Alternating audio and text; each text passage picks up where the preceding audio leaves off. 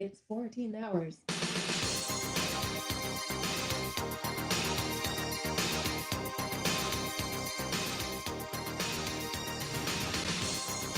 North to south, coast to coast, around the world. This is the Wells Report. Welcome. What happens here?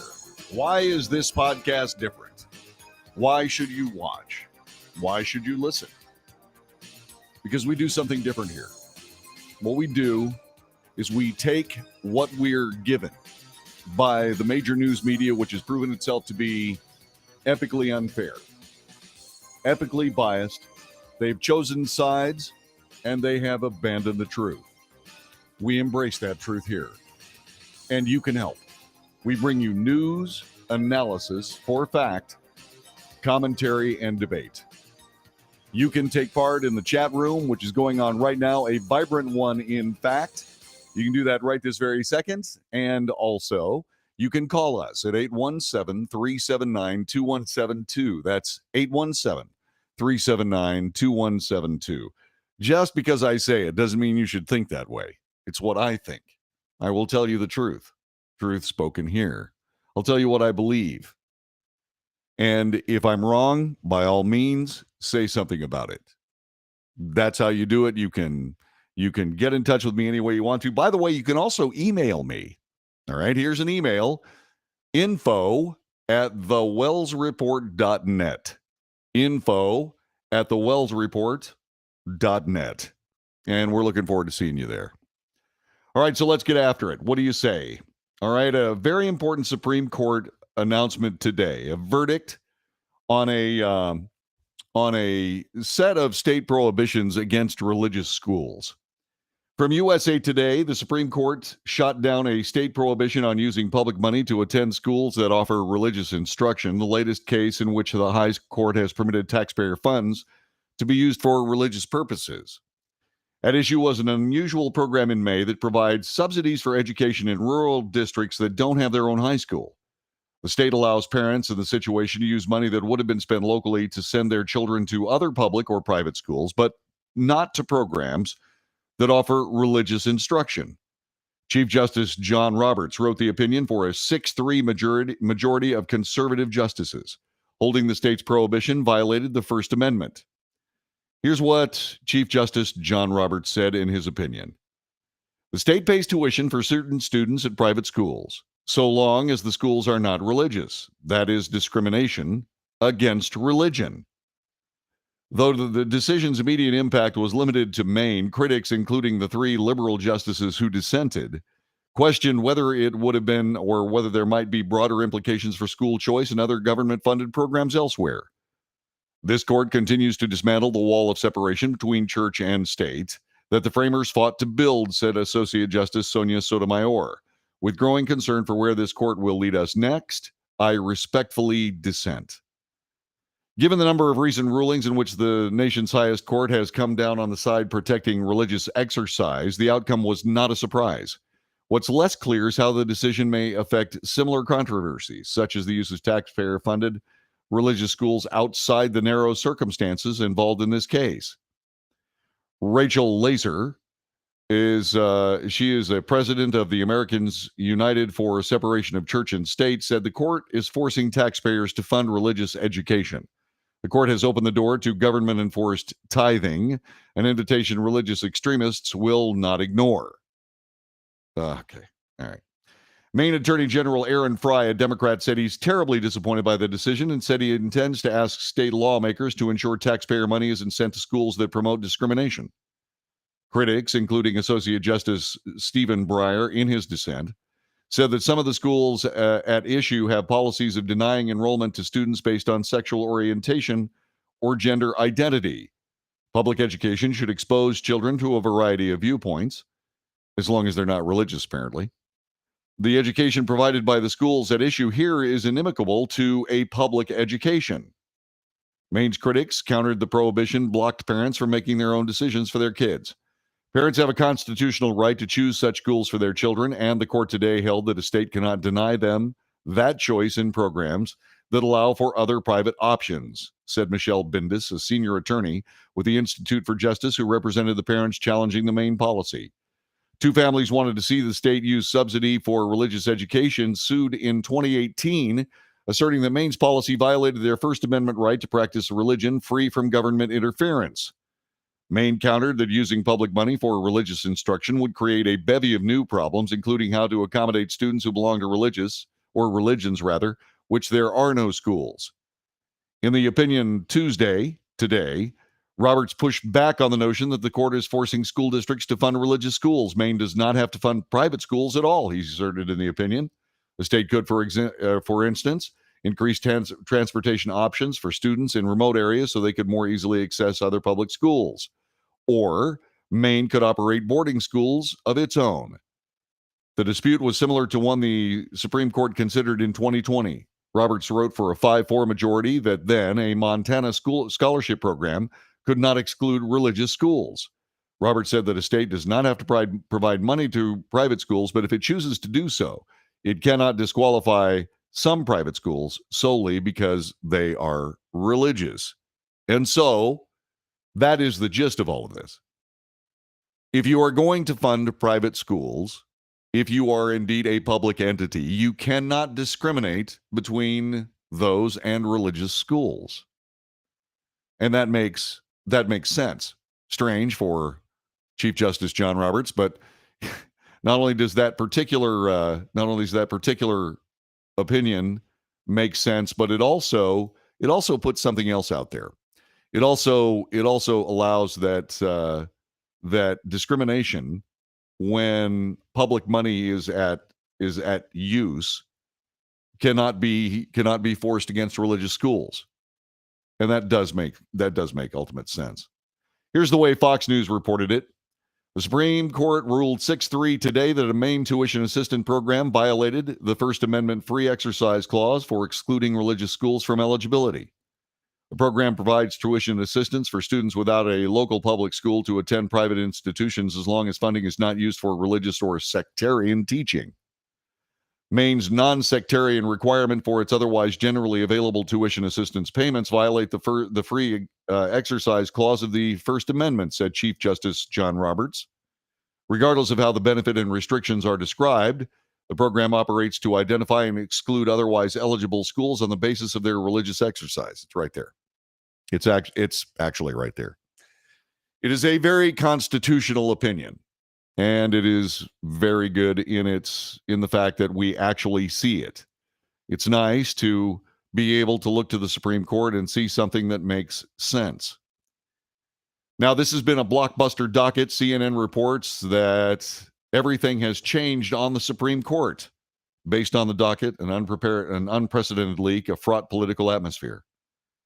Under normal circumstances, on decision days at the end of June, the Supreme Court emerges from behind crimson curtains to finally issue the most controversial cases of the term after months of closed-door deliberations. Wearing their judicial robes and exhausted from their final push of work, the justices take their seat. The majority opinion is read by its author.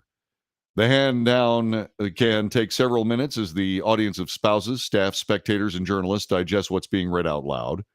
Oftentimes, the justices who spend the principal dissent also choose to address the audience, offering a fiery oral critique of a majority opinion. None of that is expected to happen this month. Instead, the courtroom's majestic chamber is dark, ostensibly due to lingering COVID concerns. The plaza has been completely walled off by security fences, a move prompted by protests that erupted last month after a draft opinion overturning Roe v. Wade was leaked to the media. Meanwhile, a federal grand jury has returned an indictment charging a California man with attempted murder with attempting to assassinate Justice Brett Kavanaugh.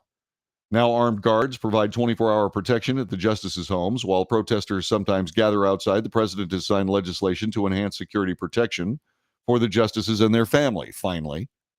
With no pomp and circumstance, an official will push a button. Opinions changing the course and contours of some of the most divisive social issues of the day, including abortion, gun rights, religious liberty, and the environment, will simply be released via the internet. By then, with no reason to appear publicly, many of the justices may have already left Washington, although in this particular copy, they say fled Washington, which is CNN copy, and it's pitiful. Justices announced 5 new opinions today, including a much anticipated ruling on separation of church and state, which we've already reported. It was Justice Clarence Thomas, the longest-serving justice on the current court, who likely assigned fellow conservative Justice Samuel Alito to write the draft majority opinion in Dobbs v. Jackson's Women's Health Organization that could overturn Roe v. Wade. The dispute concerns a Mississippi law that bans abortions after 15 weeks. The state is asking the justices to take the giant step of overturning Roe, a seminal case decided in 1973 establishing a constitutional right to an abortion before fetal viability, which most experts say occurs now around 23 to 24 weeks of pregnancy. At oral arguments, Mississippi Solicitor General General Scott Stewart told justices that Roe and a follow-up decision from 1992 haunt the country. At one time, Mississippi's law was dismissed as blatantly unconstitutional, even by a conservative-leaning appellate court. But much has changed since then, including the fact that in December, the justices allowed a 6-week ban on abortions in Texas to remain in effect. Since then, red states invigorated by the Supreme Court's conservative majority have passed increasingly restrictive laws. Last month, for example, Oklahoma Republican Governor Kevin Stitt signed a bill into law that bans abortion from the stage of fertilization and allows private citizens to sue anyone who helps a woman obtain the procedure. In the draft opinion, Alito said Roe must be overruled. If a 5-member majority holds, it will wipe away a 50-year-old precedent and change the landscape of women's productive health going forward. Women's productive health. How would the court be able to change women's reproductive health? That's an overreach. That's a journalistic overreach. It matters not. That is, again, CNN doesn't know when to stop. Doesn't know when to stop reporting news and start editorializing, and that's a pity. The landscape of women's reproductive rights, if you will. And I suppose that maybe it's possible, even though earlier in the story they talked about the right to an abortion, the Supreme Court did not provide a right to an abortion. That was basically an interpretation of what the justices said in Roe v. Wade. In order to actually create a right for an abortion, you have to do a constitutional amendment. But that puts it into the ballpark of politics. Politicians now have this lovely way to have their cake and eat it too. They can make the most ridiculous statements about this particular issue, either for or against. It makes no difference. They can make any kind of statement they wish without any kind of accountability. Nobody wants to pass a bill. Nobody wants to actually solve the problem. And everybody wants to let Roe v. Wade be the be-all, end-all in this avoidance of public responsibility. The Supreme Court made a mistake when they extended that cover to politicians, and now they're taking it away, deservedly and justly. It's a smart move. It's actually going to be good for the country. And that, of course, does not even bring up states' rights. The states should be responsible for rights not covered specifically in the Constitution. I mean, sometimes you think, is it possible that anybody else reads? I mean, I can read. I can even read the Constitution. What's going on? You're listening to The Wells Report. Back with more in a moment. Thanks for joining.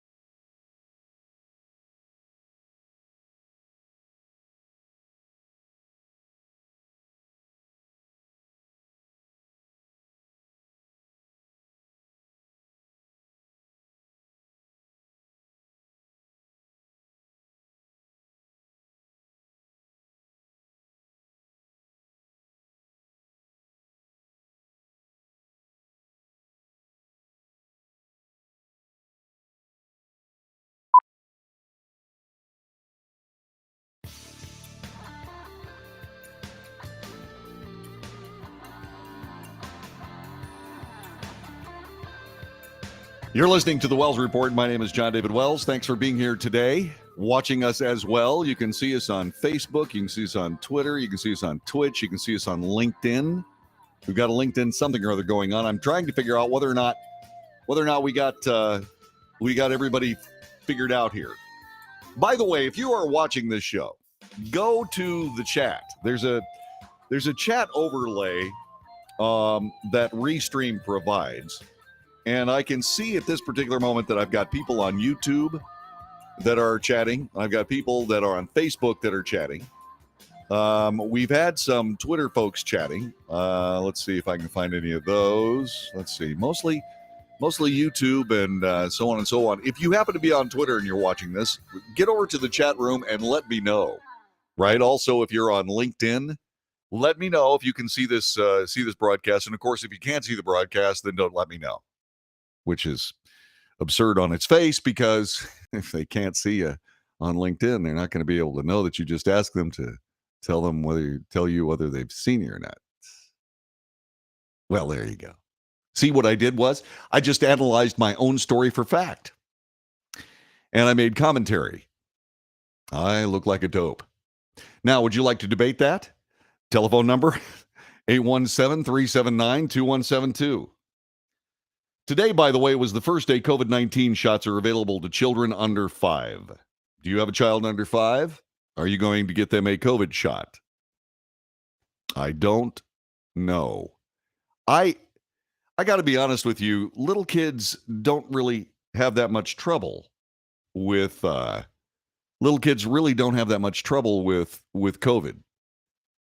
And that being said, I think I'll wait until all the rest of the necessary testing and data and so on are available for these kinds of shots. mRNA. I would like to see some more research done to make sure that everybody's going to be okay. Yes, I know. A lot of people decided not to take their COVID shots because they thought that it was an experiment.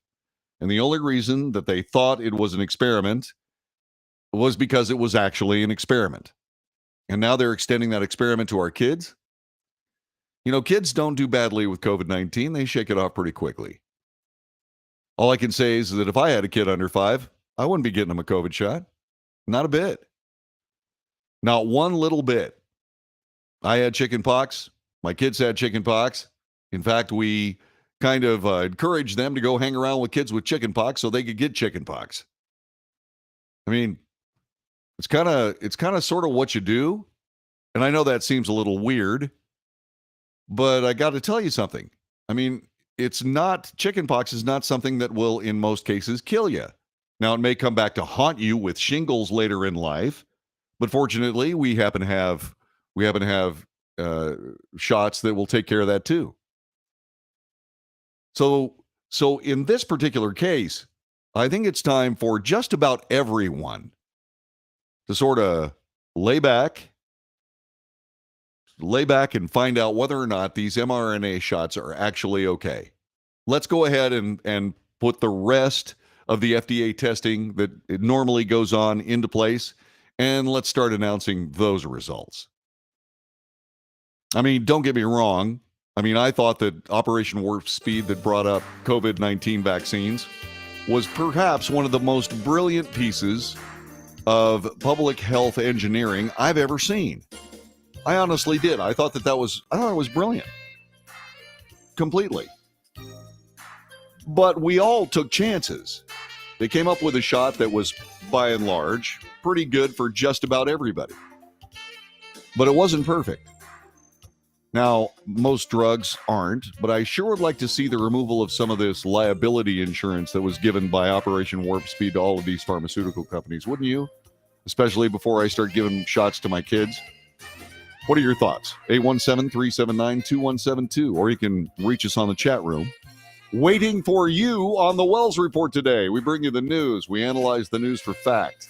We report both, draw contrast, and then we make commentary, and then we debate the commentary. That's why you're here. It's the real news. It's the Wells Report.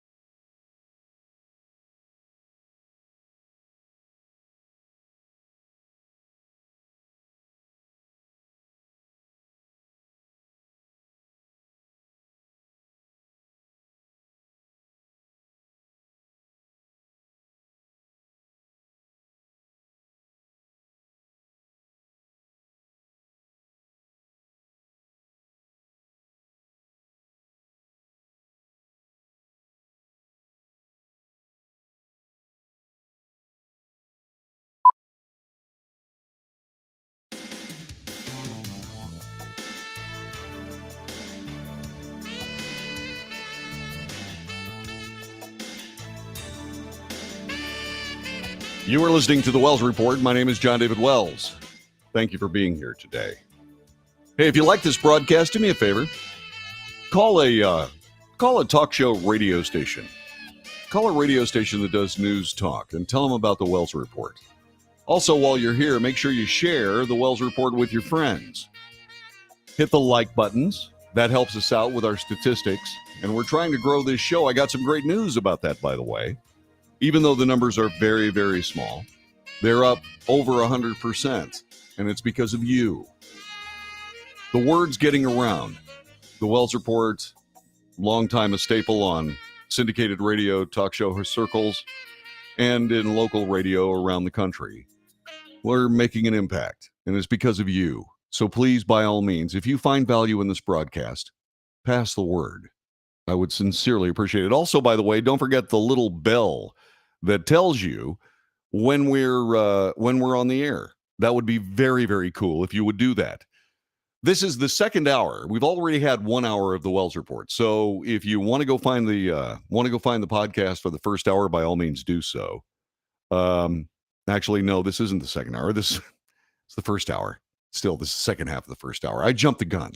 It's one of those things that happens. But whatever you do, make sure that you tell folks about the Wells Report. We sure would appreciate it. Indeed, we would. Yeah, Jeff Emerson. J.D. Wells is back, baby. Yeah, okay. Thanks very much. Appreciate it, Jeffy. Jeannie Batchelor has come by. By the way, before we go any further, Jeannie Batchelor is the wife of Mike Batchelor. And those two people have done more to contribute not just to this broadcast, but the person who's doing it than almost anybody else in the entire world except my parents. Mike and Jeannie Batchelor are golden people. And why am I telling you this? Because Jeannie Batchelor is running for a brand new congressional district in Tennessee. And Jeannie Batchelor represents something that I have been telling you and telling you and telling you. And that's this. Stop electing politicians. There are great politicians. Don't get me wrong. There are great ones. There are truly great ones. On both sides of the aisle, Joe Manchin immediately springs to mind for Democrats. Many people of the Republican Party have done golden work, as have Democrats. But let me explain something to you.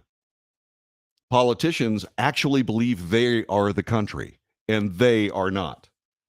It is not we, the politicians of the United States of America, in order to form a more perfect union, etc. The Constitution talks about we, the people. And that constitutional call found its home, or found a home, in the heart of Jeannie Batchelor.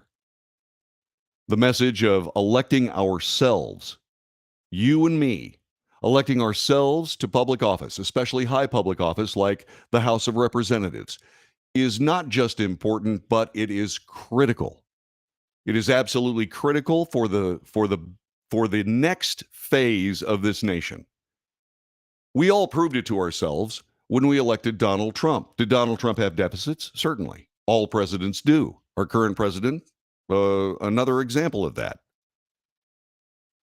But Jeannie Batchelor is someone that I believe, not just because I know her, not just because I understand the character of not just herself, but where she comes from. I know her family.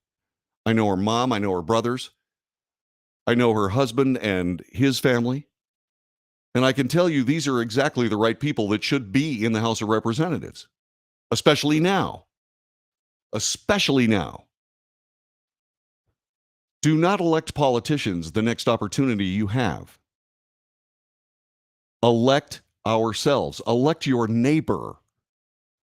And if you're in Jeannie Batchelor's congressional district, give her a look. Listen to what she says.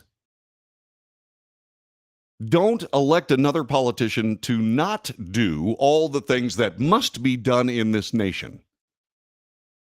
Find someone who loves it like Jeannie Batchelor does, who loves it like you do, who loves it like I do, and put them in office.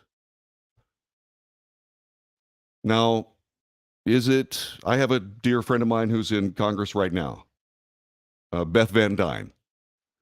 Beth Van Dyne has had moments where she has stepped away from her House of Representatives lapel pin and told me some things that we all need to know. At the right time, I'll tell you what those are. But Beth Van Dyne needs help. And you know exactly who it is that should be up there. You know that when you vote for someone who's been up there for 47 years, like in the case of Joe Biden, that we are making mistakes. You know the person that should be in the House of Representatives. You know who it is. Just stop and think for a minute. Who should be in the House of Representatives? Well, it ought to be Bill. You know, Bill, who managed to save his company through COVID. Jeannie Batchelor and Mike Batchelor ran a bakery. They are small business owners. They've been small business owners ever since I've known them. And they just finished running a bakery, and they managed to make it through COVID-19. Mike Huckabee, the former governor of Arkansas, and also a guy who ran for the presidency, actually went to Jeannie and Mike Batchelor's bakery. You know what he said about Jeannie's work? Best cinnamon rolls ever. Now, I know cinnamon rolls are not a reason to send somebody to the House of Representatives. But the care and love that went into those cinnamon rolls, the willingness to serve others, that belongs in the House of Representatives. Somebody that knows that the Constitution is something that is not just something worthy of an oath, but worthy of executing every word of that oath. Jeannie Batchelor for Congress. There's an interesting little play on words. Jeannie spells her name Geni. Jeannie. And then as she represents us, genius. Genius. The genius required for the future of this republic rests in electing ourselves, as opposed to politicians that have other priorities. Let's stop electing people with other priorities. Let's start electing patriots. Let's start electing people that will not take. You must do this because if you do, I'll give you a cushy committee assignment. Or I'll make sure you're on television every week, or what have you. And someone who would take that deal. Elect somebody who says, I've got work to do for my district. I've got work to do for my people. We have to have representatives instead of opportunists. We simply must. Jeannie Batchelor is that ilk. She is of that ilk. I know. If you have any questions, by all means, give me a call. 817-379-2172. Ask me any question about Jeannie Batchelor. There's only one fault that Jeannie Batchelor has. Only one. She's not running for office in my district. We have a superb elected representative in the 26th district of Texas. And that's Michael Burgess. He's another man that you don't hear a whole lot about because he's got work to do. He's one of those people that represents the people of the 26th district the way they should be represented. But what we must do is we must start electing ourselves. Yeah, Michael Burgess, he's a neighbor. I know Michael Burgess. We spent a lot of time together. He spent hours on my radio broadcasts. And on this Wells report, he spent all that time explaining to me, both on the air and off, what his priorities are. We have to do better work. We can't just go with a cool looking sign or a slickly produced ad or listening to news articles that want to stomp someone into the dust because they're not an adherent to the social politics du jour. We have to elect people that know what they're doing. We don't have a lot of that in Washington. I know we don't. I report the news of their miscreancy and sometimes, sadly, incompetence every single day. Let's do something different. Let's elect ourselves. Perfect example, Jeannie Batchelor. God bless her endeavors. God bless these United States.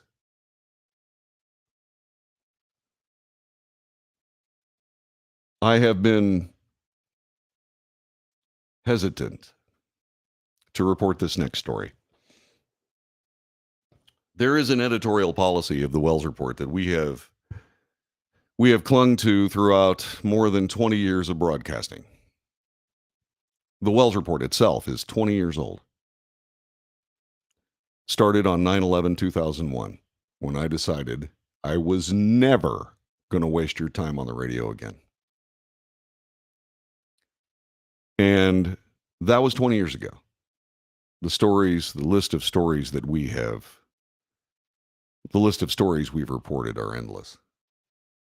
All the very most important things this nation has had to deal with. And we'll continue to do that. Because it's the right thing to do. It's what journalism should be. But the editorial policy of which I speak is to not trade on someone's personal misfortune, even if it's self-inflicted. We are not the pinners of the scarlet letters. We don't beat the drum as someone goes about their business and say, this person is evil and terrible and rotten. We don't do that, especially when they make mistakes, because people are human beings. This extends to the police department of Uvalde, Texas. In the forensic Monday morning quarterbacking that has happened since an unbelievable tragedy right down the road, there have been shortcomings in the police response. USA Today reports it as follows. Multiple police officers stood in a school hallway armed with rifles, at least one ballistic shield within 19 minutes of a gunman arriving on campus at Uvalde, Texas. This according to documents reviewed by the American Statesman. That's the Austin newspaper. It is biased left, in case you're wondering. This, of course, raises questions whether any lives could have been saved during the deadly attack. Officers with high-powered weapons, ballistic shields massed inside the blue and green hallway. Gunmen could be heard firing rounds, including at 12:21 p.m., 29 minutes before the officers entered the classroom and killed him. Investigators say the latest information indicates officers had more than enough firepower and protection to take down the gunman long before they finally did. The massacre killed 19 children and 2 teachers at Robb Elementary School. There is, of course, an inquiry. The Texas Senate is looking at it. As you know, the Department of Homeland Security is looking at it. The DOJ is looking at it. The FBI is looking at it. It is horribly, horribly tragic for those who we lost and those who are left, those who made decisions and those who had decisions imposed on them. Would that one of the teachers would have had a weapon to end that horrifying, heinous attack almost instantly. But we haven't gotten there yet. We haven't decided to protect our children yet. And so what do we have? Well, now we have school district police departments. And those men and women do the very best they possibly can. In fact, it seems as though the delay in actual police action was because word was given to all those officers that indeed the gunman was barricaded. How that squares with shots continuing to be fired, I don't know. There are a lot of people, including Texas Department of Public Safety Director Steve McCraw, that says the law enforcement protocols in place were not followed and the response was abysmal. But I know these people that put on those uniforms, and I'm sure they did not intend to lose those kids and now lose their jobs if that's the latest course of action from all of this outrage. Uvalde will take care of this. I wish they could have taken care of it on their own. I wish there would be less people from other places telling them what they did wrong. But I guess that's not where we live these days. This is the Wells Report.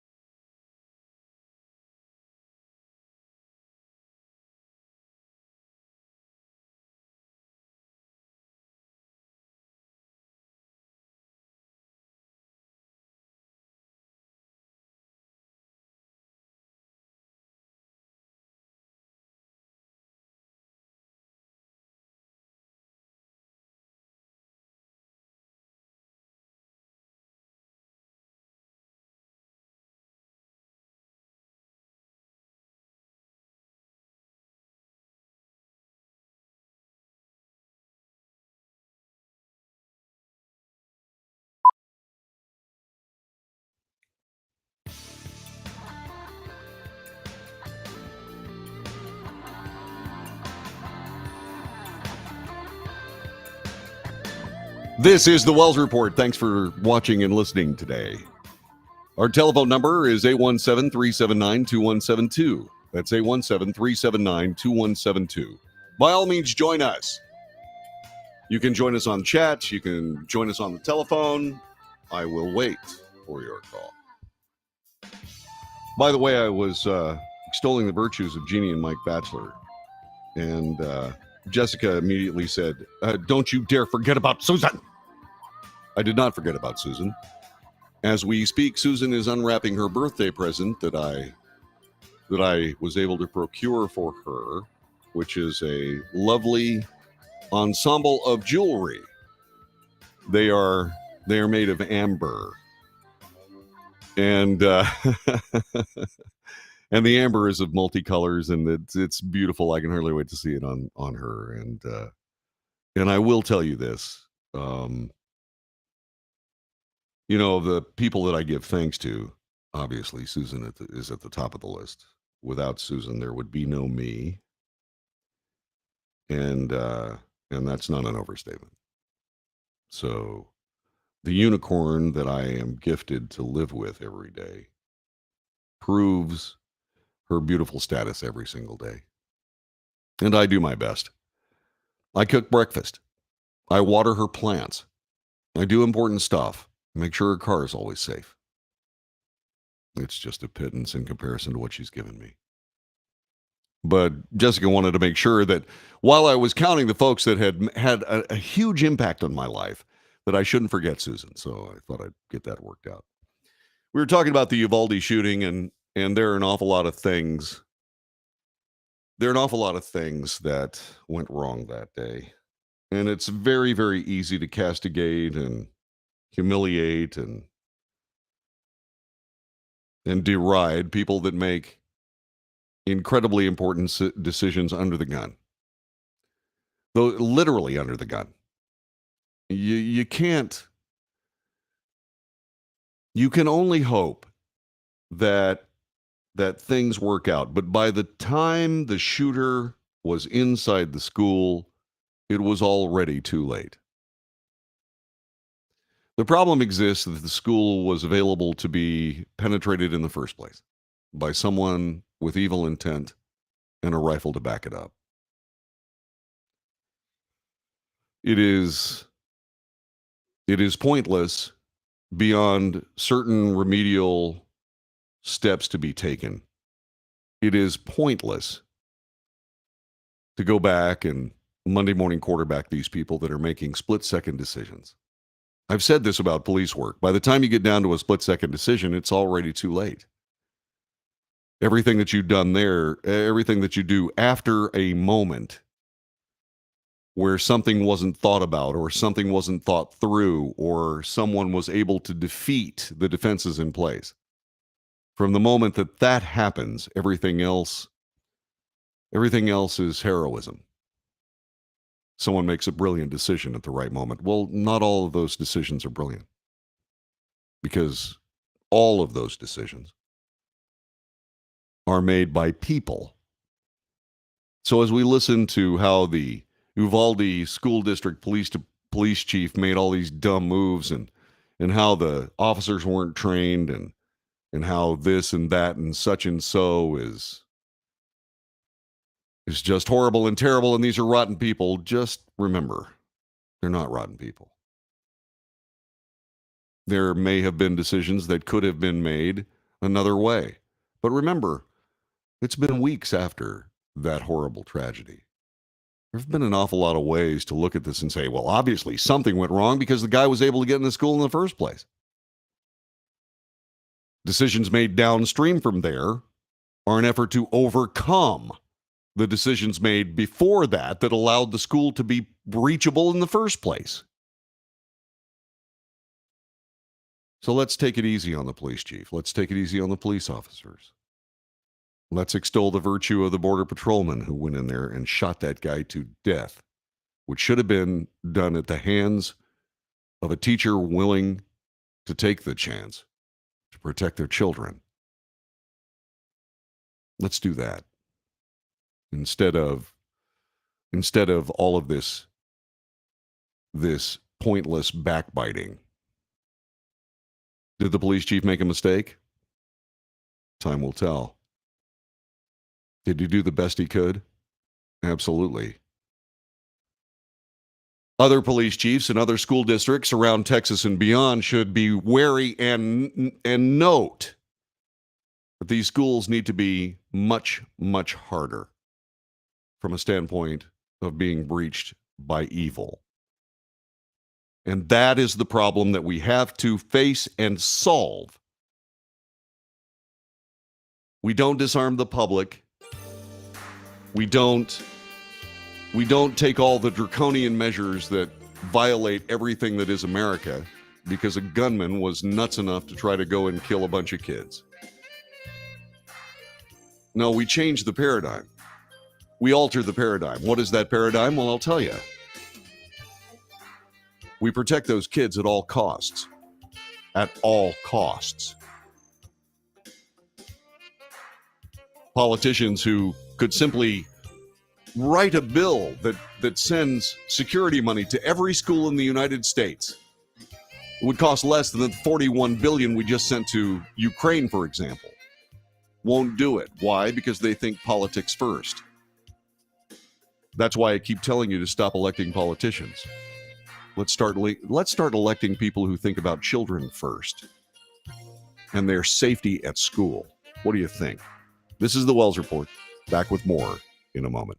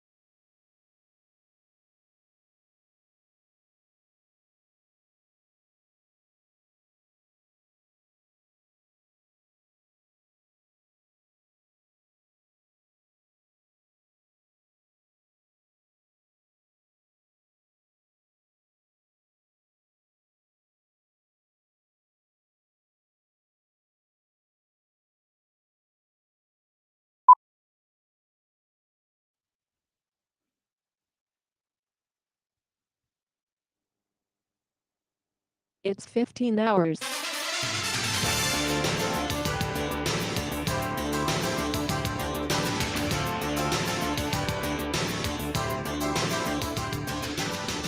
North to south, coast to coast, around the world, this is the Wells Report. What makes this broadcast different? This broadcast is about the news, the real news. Yes, there are shortcomings. This broadcast competes with the likes of Fox News, CNN, MSNBC, all of these broadcasts that are stacked to the rafters with people to gather the news. What differentiates this broadcast between all of those is that after the news is gathered, what they try to do is they try to tell you what to think about it. I don't try to tell you what to think about it. I tell you what I think about it. But we debate what I think about this thing called news. And the biggest issues of the day are reported on this broadcast as fairly and unbiased as possible, which is something that differentiates this broadcast between all of those others and this one. We don't have the resources that they have. In fact, I'll be perfectly honest with you, the resources they use are the same resources I use, along with the New York Times and the Dallas Morning News and all of these other great newspapers and news organizations around the world. The London Daily Mail. We go across the world thanks to the internet to be able to bring you all of these details, all of this news. We try to make sense of it all. We're pretty good. We get most of it right, most of the time. There are holes in the broadcast. But that's why you have an opportunity to fix the ones that I miss. I am not some imperious, jackass that sits here and says, this is the way it is. Yeah, I know. I just took a shot at Walter Cronkite. But you know what? Of all the people in the world who did this job or does this job, Walter Cronkite is one of those guys that did amazing work for amazing years. He's a Hall of Fame broadcaster and all of those things. But in my point of view, Walter Cronkite is one of those guys that lost the Vietnam War. Not the soldiers who fought it, but the people who reported it lost that war. And they've been trying to do it ever since. The spurs that these people feel that they must earn, these so-called journalists, are often paved with trying to please political masters, which makes their product propaganda. And I don't hesitate to point that out. Propaganda is lies. And to be perfectly honest with you, an awful lot of the politics in our nation based on deceit are sustained and even sold to the American people by these news organizations, not this one.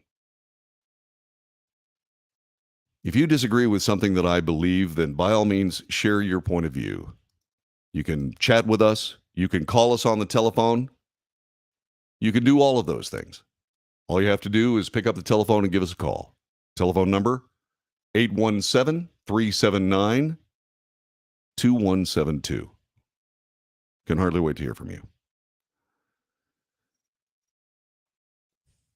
Let's talk a little bit about the patriots I just referenced, the ones who fought the Vietnam War and all the wars that have happened since. I've had the privilege to serve as a Texas State Guardsman. While none of what you hear has anything to do with the Texas Military Department, the Texas Adjutant General, the Texas State Guard and its amazing command, none of the things I say have anything to do with that, but I am given the privilege of serving all of those organizations. I have had the privilege of serving with the Texas National Guard, shoulder to shoulder. And I have learned from them and I have supported them, and I have done the things that are necessary for people like me to help people like them. We are force multipliers. We are a quick reaction force. We show up before everybody else. We get a handle on things. It's one of the great things about about a state defense force. And if your state, by the way, does not have a state guard, contact your representatives and say, hey, put our citizenry to work. Give them an opportunity to have the military career they've either already accomplished or have always wanted to accomplish. We'll show you how. Texas State Guard is the best in the business. I'm privileged to be a part of it. Because you learn things beyond military. You learn how to truly serve others. Selfless service is our highest calling. And in most cases, that selfless service, all of those people that wear the nation's uniform, of which I am privileged to be one of, we all believe in what we do to the point where we would leave our family, our children, and our dogs to go and do the work that's required of us. In the state of Texas, we share a border with a nation state that is willing to export their poverty class to the United States because the politicians of the United States want to import people to cast votes Americans simply will not cast. And that is an existential threat to this republic. True, immigrants have long contributed their culture and their knowledge and so on and so forth to this great thing we call America. It's true. But they got here legally. There was a mechanism for them to join the population of the shining city on the hill, the last sentinel of freedom and liberty in the entire world. But we don't have that. No, we have a political imperative that says, y'all come, we'll feed y'all, we'll take care of y'all, we'll do all of this. And in most cases, the people that come here, realize the opportunity that they've been given and they make the most of it. But then there are the drug dealers, the cartel members, and the blind pursuit of wealth that means nothing in an effort to change the country to a more politically, a richer political growth medium, I suppose. And the sentinels that do the things required are doing their job even as we speak. I spent 8 months down there in that border. That was the second time I went down there. All told, I have nearly a year defending the people of Texas as a Texas State Guardsman. And I don't know whether it's in the food or whether it's in the water or whether it's just the inspirational service of those people standing around you, but it's hard to let go.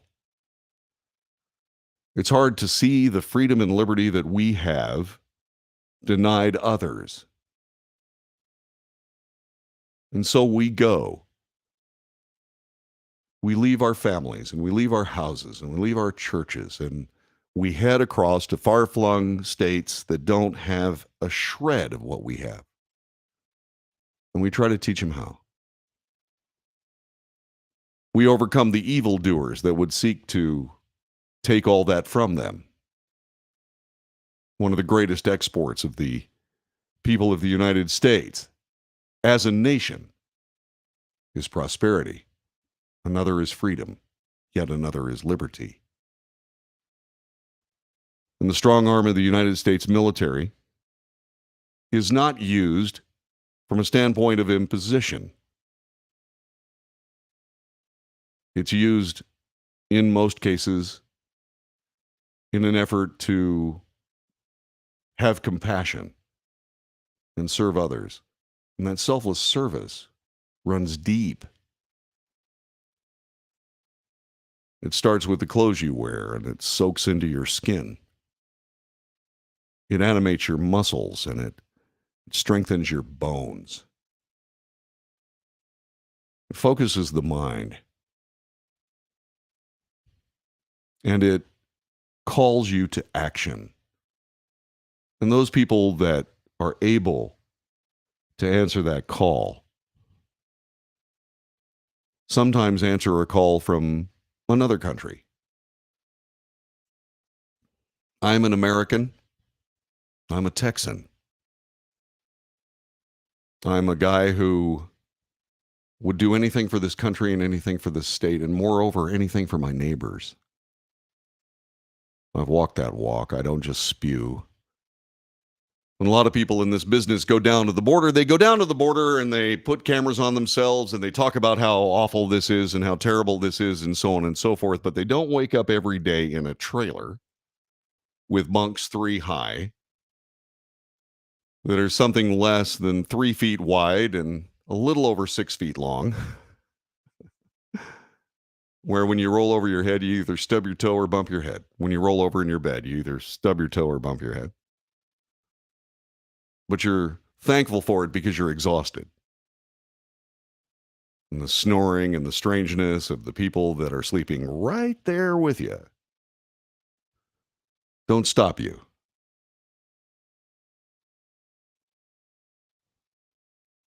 And doing the right thing because it's the right thing and for no other reason is another of the great gifts that Americans give others. Many Americans have seen the plight of a small country in Eastern Europe being essentially sundered under the weight of a once great state that has decided that the government is more important than the people.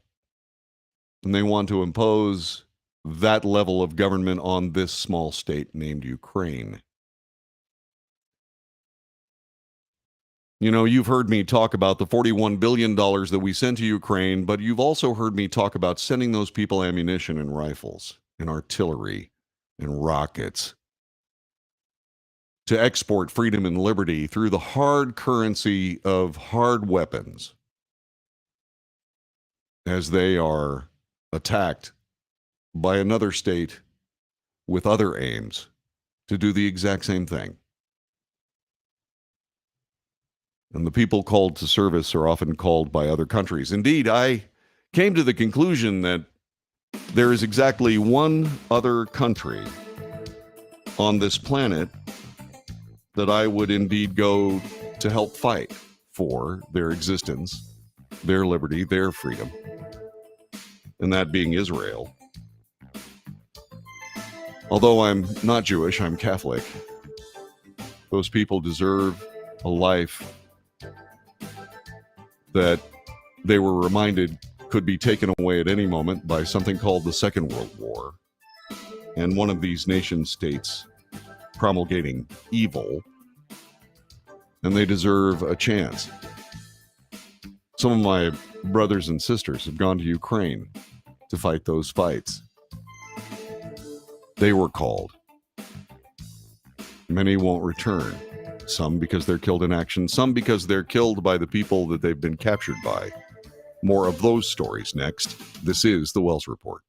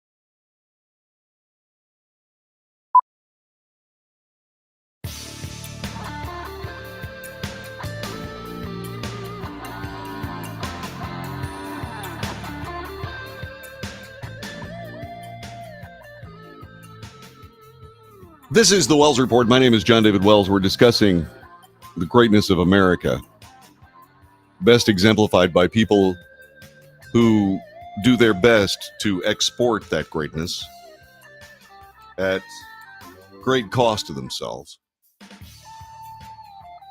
One of those people that we need to remember is Stephen Zabielski. He was an American who was fighting on behalf of the people of Ukraine, the selfless service that I was referencing a moment ago. He has reportedly been killed. It happened May 15th in the southern region of Ukraine. He was 52 years old. I don't know anything about Stephen Zabielski. All I can tell you is that he was very likely a soldier in the United States military and realized that even some 25 years after he retired from the United States military, I'm assuming that's what happened, he decided that he would go and serve elsewhere. He was 52 years old. He's the latest American national confirmed dead in Ukraine since the Russian invasion. He was killed in battle while engaging Russian forces in a small southern village. The Recorder is his local newspaper. The State Department reportedly has been in contact with Zabielski's family to offer assistance. No further information has been made available. As of yet, the exact circumstances of his death and the location of his body are unknown. A State Department spokesman told Fox News we can confirm the death of U.S. citizen Stephen Zabielski in Ukraine. We've been in touch with the family and provided all the possible consular assistance. Out of respect for the family during this time, we have nothing further. The State Department also took the opportunity to reiterate its position to U.S. citizens traveling abroad, to the Ukraine in specific, to participate in the conflict. Spokesperson added, once again, we reiterate U.S. citizens should not travel to Ukraine due to the active armed conflict and the singling out of U.S. citizens in Ukraine by Russian government security officials. U.S. citizens in Ukraine should depart immediately if it's safe to do so using any commercial or privately available ground transportation options. On the ground at this particular moment is Attorney General Merrick Garland. He has gone to Ukraine to throw America's weight behind the ongoing war crimes trials against the Russian military. Attorney General Merrick Garland is making an unannounced visit to Ukraine today, where he will meet with Ukrainian prosecutor General Irina Venetikova, right, to discuss to discuss U.S. and international help efforts to help Ukraine identify, apprehend, and prosecute those individuals involved in war crimes and other atrocities. Ukraine has reportedly opened roughly 16,000 investigations into alleged war crimes by Russian troops since Russian President Vladimir Putin ordered the invasion of Ukraine in February. Multiple nations and international organizations have also launched investigations. Merrick Garland visiting Ukraine. He is working to do his best to identify and apprehend war criminals. Garland entered the country from the Polish border. He reaffirmed continued U.S. assistance, announced the formation of a war crimes accountability team within the Justice Department to provide legal counsel and expertise in evidence collection and forensics. The Attorney General said the special unit would be led by Eli Rosenbaum, who previously directed the department's Office of Special Investigations, primarily responsible for identifying, denaturalizing, and deporting Nazi war criminals. The U.S. prosecutor will also be assigned to advise Ukrainian officials combating kleptocracy, corruption, money laundering. There's no hiding place for war criminals, said Garland. Working alongside our domestic and international partners, the Justice Department will be relentless in the efforts to hold accountable every person complicit in the commission of war crimes, torture, and other grave violations during this unprovoked conflict in Ukraine. There are others who are currently prisoners of Russian forces. We talk about them next. This is the Wells Report.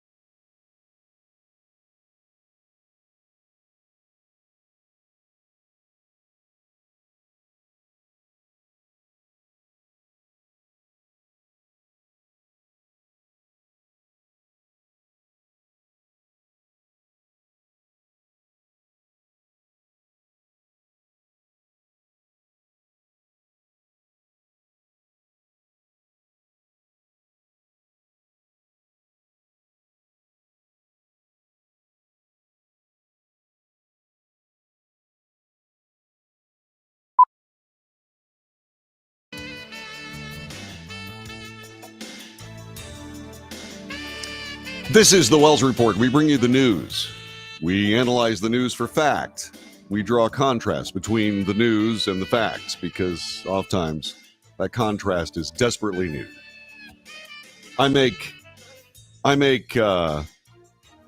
commentary, which is of course up for discussion. That's why there's debate. So news, analysis, commentary, debate. And this is real time, and this is an interactive news service. You normally don't see that. Normally, you just can't pick up the telephone and call a news anchor and say, well, what gives? Well, you can here. Area code 817-379-2172. Somebody has noticed that I seem a little down or heavy-hearted today, and that's true because it's hard to explain the hard decisions that are made by people in times of tragedy. We talked about Uvalde a little while ago. And now we're talking about Ukraine, and we're talking about American citizens that are going to fight for freedom and liberty there against an oppressive totalitarian government who is the government itself is seeking nothing more than domination over one of its former satellite countries that is fighting tooth and nail for what you and I have and oftentimes take for granted. There are people who look at that injustice and say, I'm going to do something about it. John Robert Druecka of Tuscaloosa, Alabama, and Andy Tai Nyak Hyun from Hartselle, Alabama, have been captured by Russian forces. They've been interviewed by Russia's RT, that's Russia Today. They're at a detention center in the so-called Donetsk People's Republic, this according to a report published on RT News. The two Americans went missing June 9th, during a battle north of Kharkiv. It was feared that many had been captured by Russian forces, according to their families and fellow fighters. Government spokespeople say they do not know where two American volunteers fighting for the Ukraine are being held, which is poppycock. One of the problems with totalitarian governments, it's really, really hard for them to say, well, we don't know something, because it's a lie. The reason that we describe these governments as totalitarian is because indeed, one of the reasons they exist is because they have to know everything. As a matter of fact, they don't allow anybody to say things that they don't approve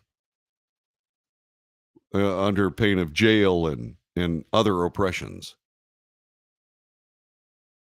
And so they do know where these guys are. They're simply lying. The journalistic effort that normally would call them liars doesn't exist in our country right now, which is a pity.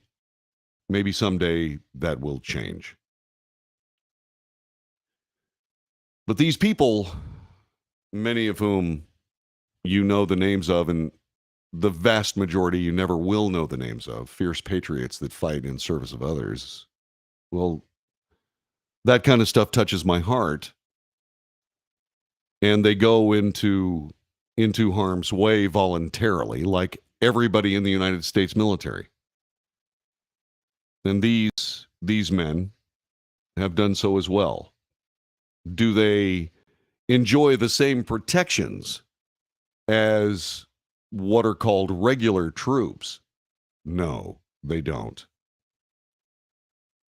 Kremlin spokesman Dmitry Peskov said the Geneva Convention, the charter which sets out how soldiers and civilians are treated in wartime, does not apply to two detained U.S. citizens.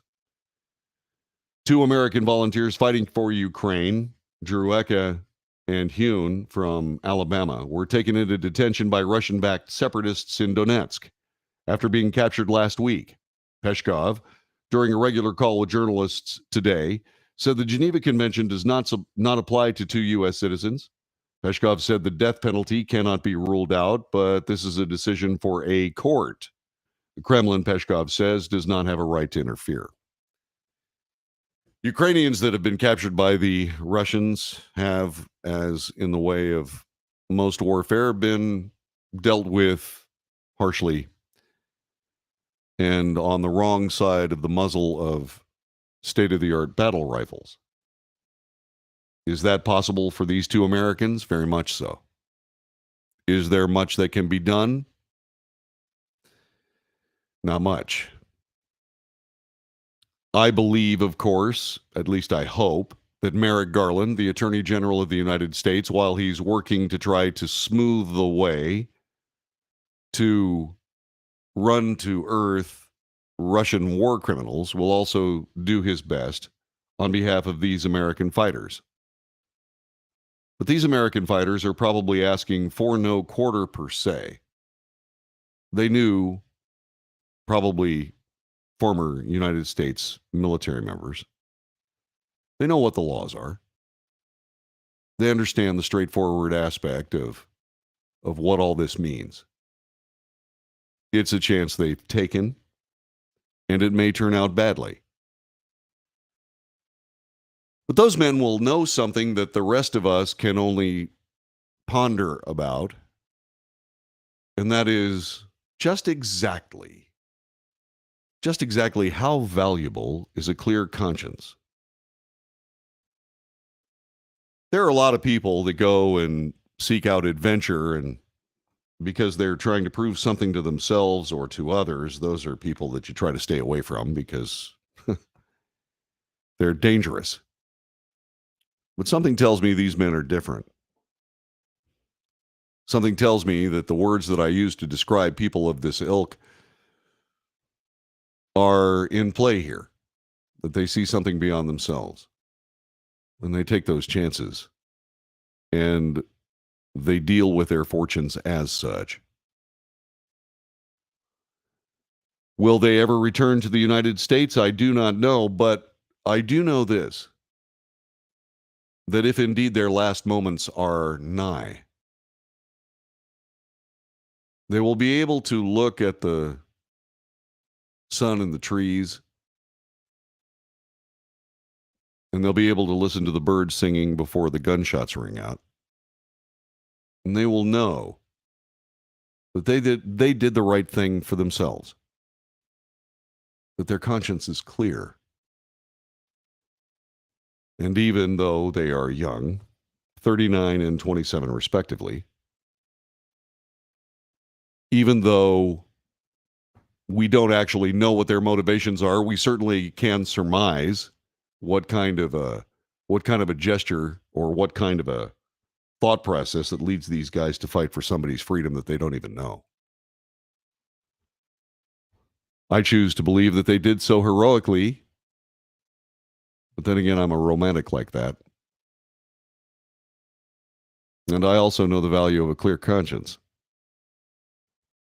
the pursuit of which has cost me dearly in my life, like most clear consciences do.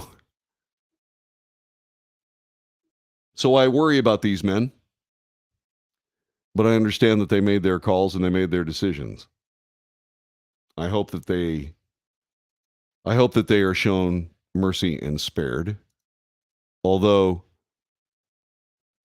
when you're in a war situation, there are two sides, and many of the people on the other side feel the same way about their country as we feel about ours.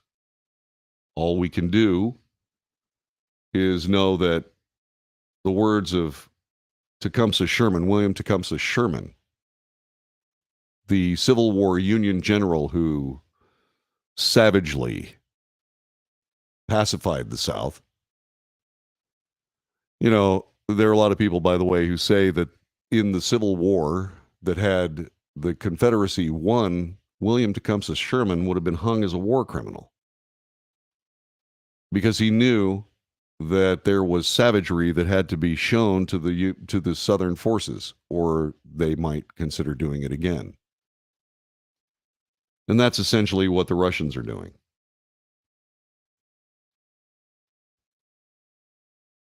But remember that the propaganda of the victor becomes the history of the vanquished. Depending on who wins this fight, all you can say is the Ukrainians have done everything they can. to protect their country and their country's sovereignty. I hope they're successful, because their ideas, their beliefs, their thirst, their drive for freedom and liberty is very much like ours. That resonance is not lost on me, and probably not on you. But there are realities. Those men are not protected by the Geneva Convention. For all intents and purposes, they are mercenaries. Although I doubt very sincerely that they were engaged as professional soldiers from another country to come and fight. I'm pretty sure that they were given the same stipend as everybody else fighting for Ukraine. But once again, the propaganda thing, you know, it works out that way.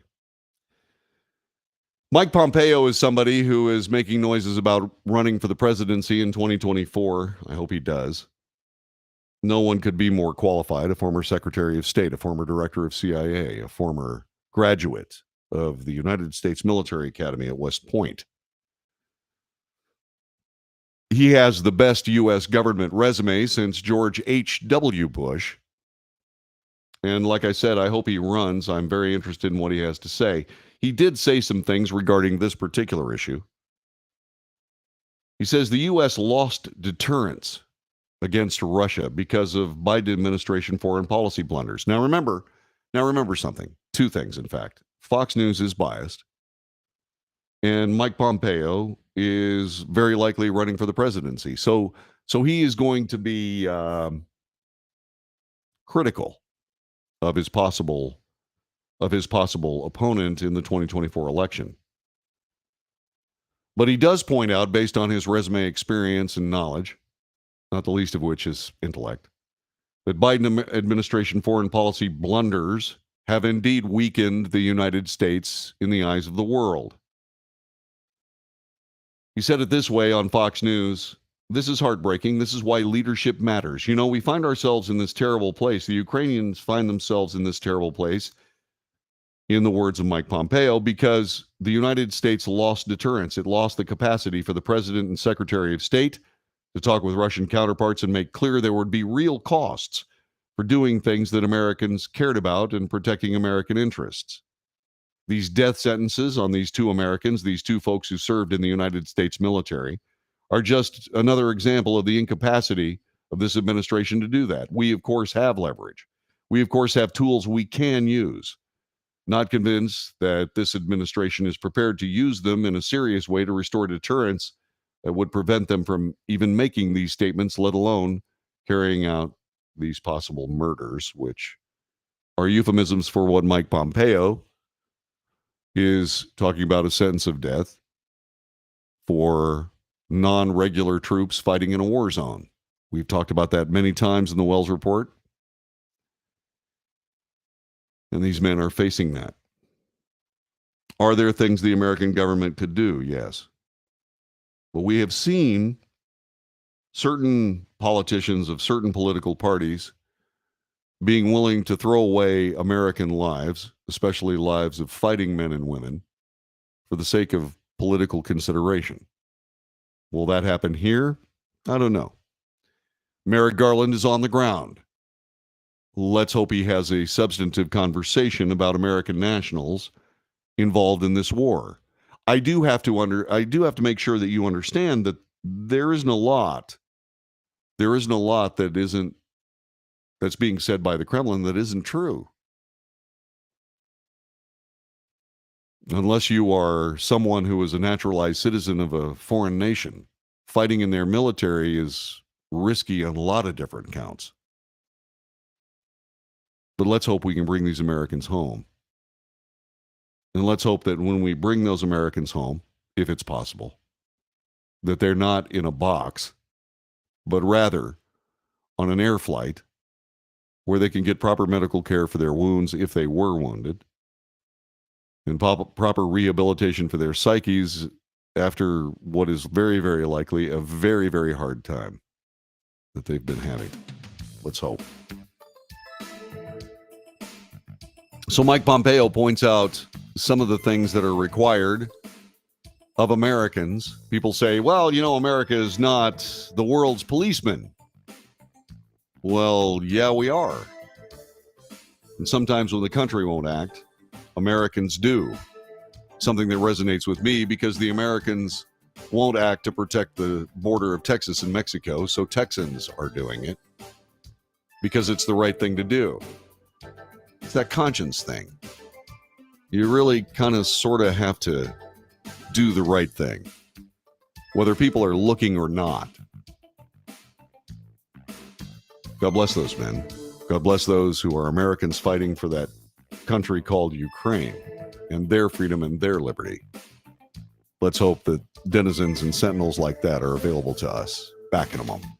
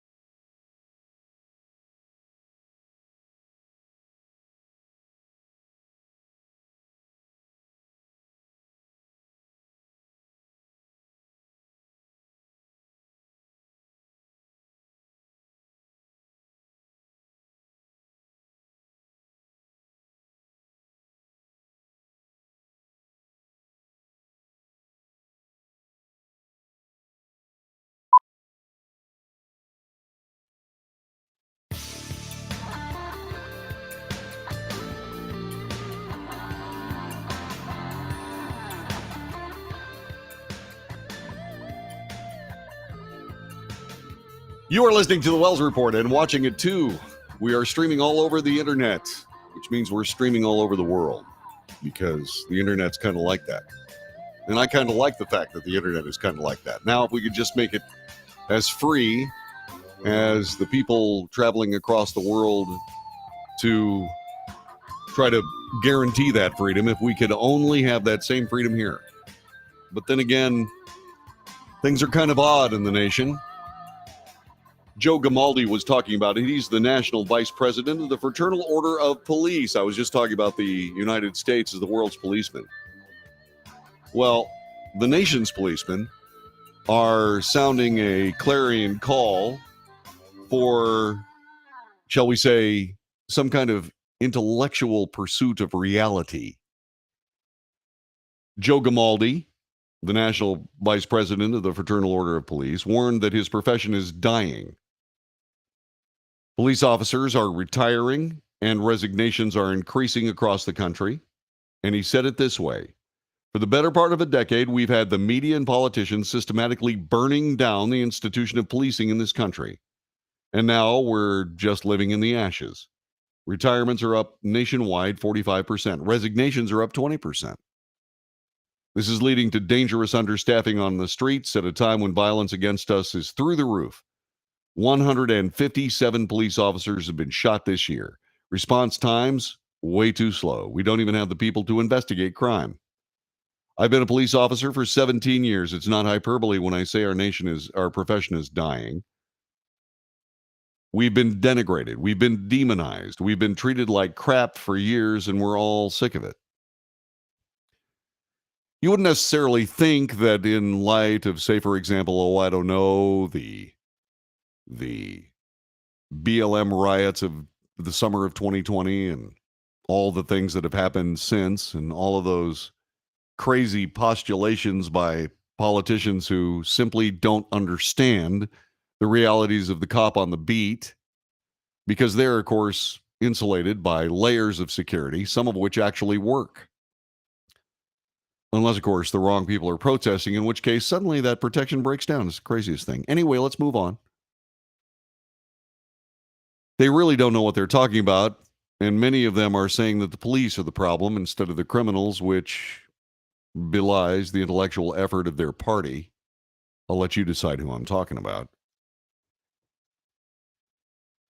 But the idea that these people are somehow the problem, are there problems in policing? Yes, there are. There certainly are. Are they the problems that are being used as political tools? No, they are not.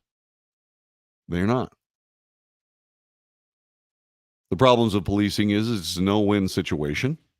If you enforce the law, someone who is on the other side of that enforcement has a grievance. If you do not enforce the law and you don't do it properly, the entire world caves in on you, just like is what's happening to the Uvalde School District Police Department. Everybody's pointing at them and saying their handling of their shooting in their high school, or Ross Elementary School, was abysmal. Okay. So it's a really tough job.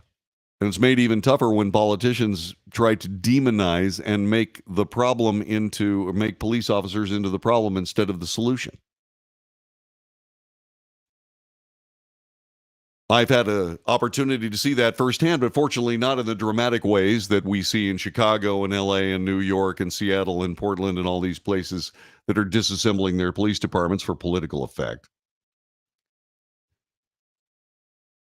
I was at a balloon race last weekend. I was at a balloon race, and we were operating in support of the Longview Police Department. They were long days.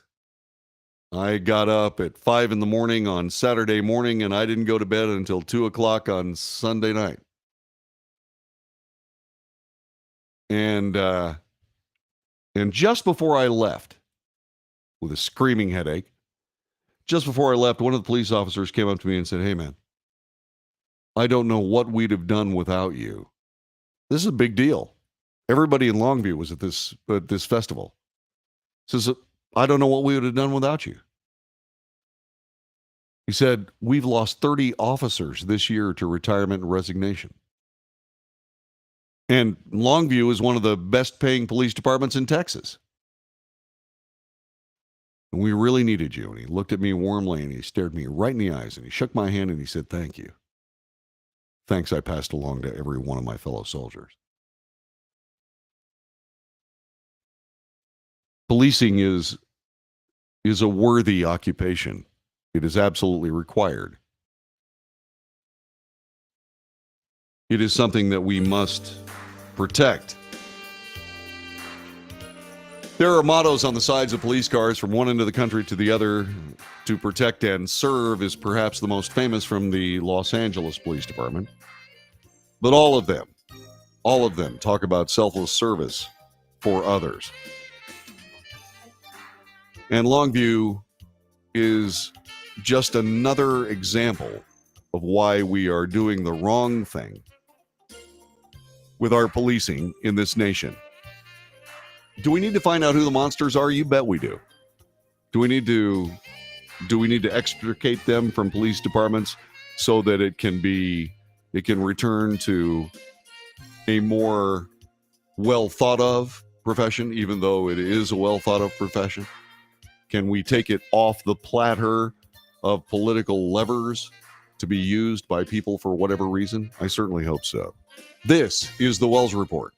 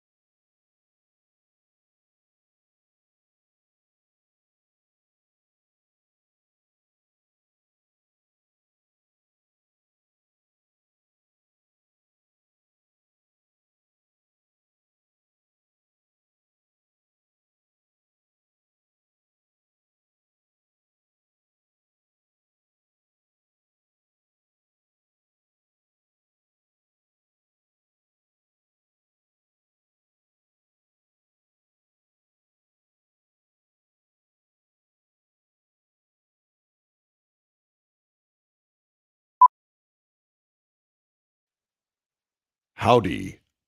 Hour 3. Here we go.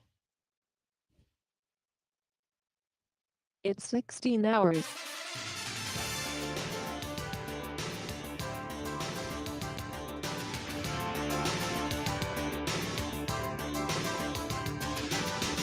North to south, coast to coast, around the world. This is the Wells Report. We bring you news, analysis for fact of the news. Oftentimes you'd be surprised how many facts are missing from news. We try to fill in those gaps. There is commentary, that's my opinion. And, like many other people who do this job, opinion's part of it. I try to make sure that mine actually exists in the real world as opposed to the political one. And that is the big failure of the free press, as discussed in the Constitution of the United States, the Bill of Rights specifically, the First Amendment, because there is no freedom or liberty without someone making sure that indeed the interests of freedom and liberty are pursued. Now, what we try to do every single day is we try to bring you the news with a clearer vision, one that is as unbiased as possible. There is a bias on this broadcast. I'll bring it up to you right this very moment. I'll make it very plain.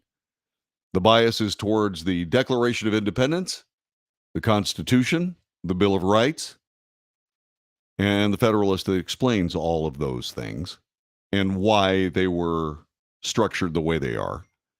Because a lot of times the politics of today leaves the Constitution behind. In fact, like so many things that politics touches, I happen to believe that politics in many ways is a virus that attacks the very body of we the people and does so in ways that are insidious and that are unwelcome. And indeed, we now have a government that operates for the government, as the government, to the advantage of the government, as opposed to the people which they are supposed to serve.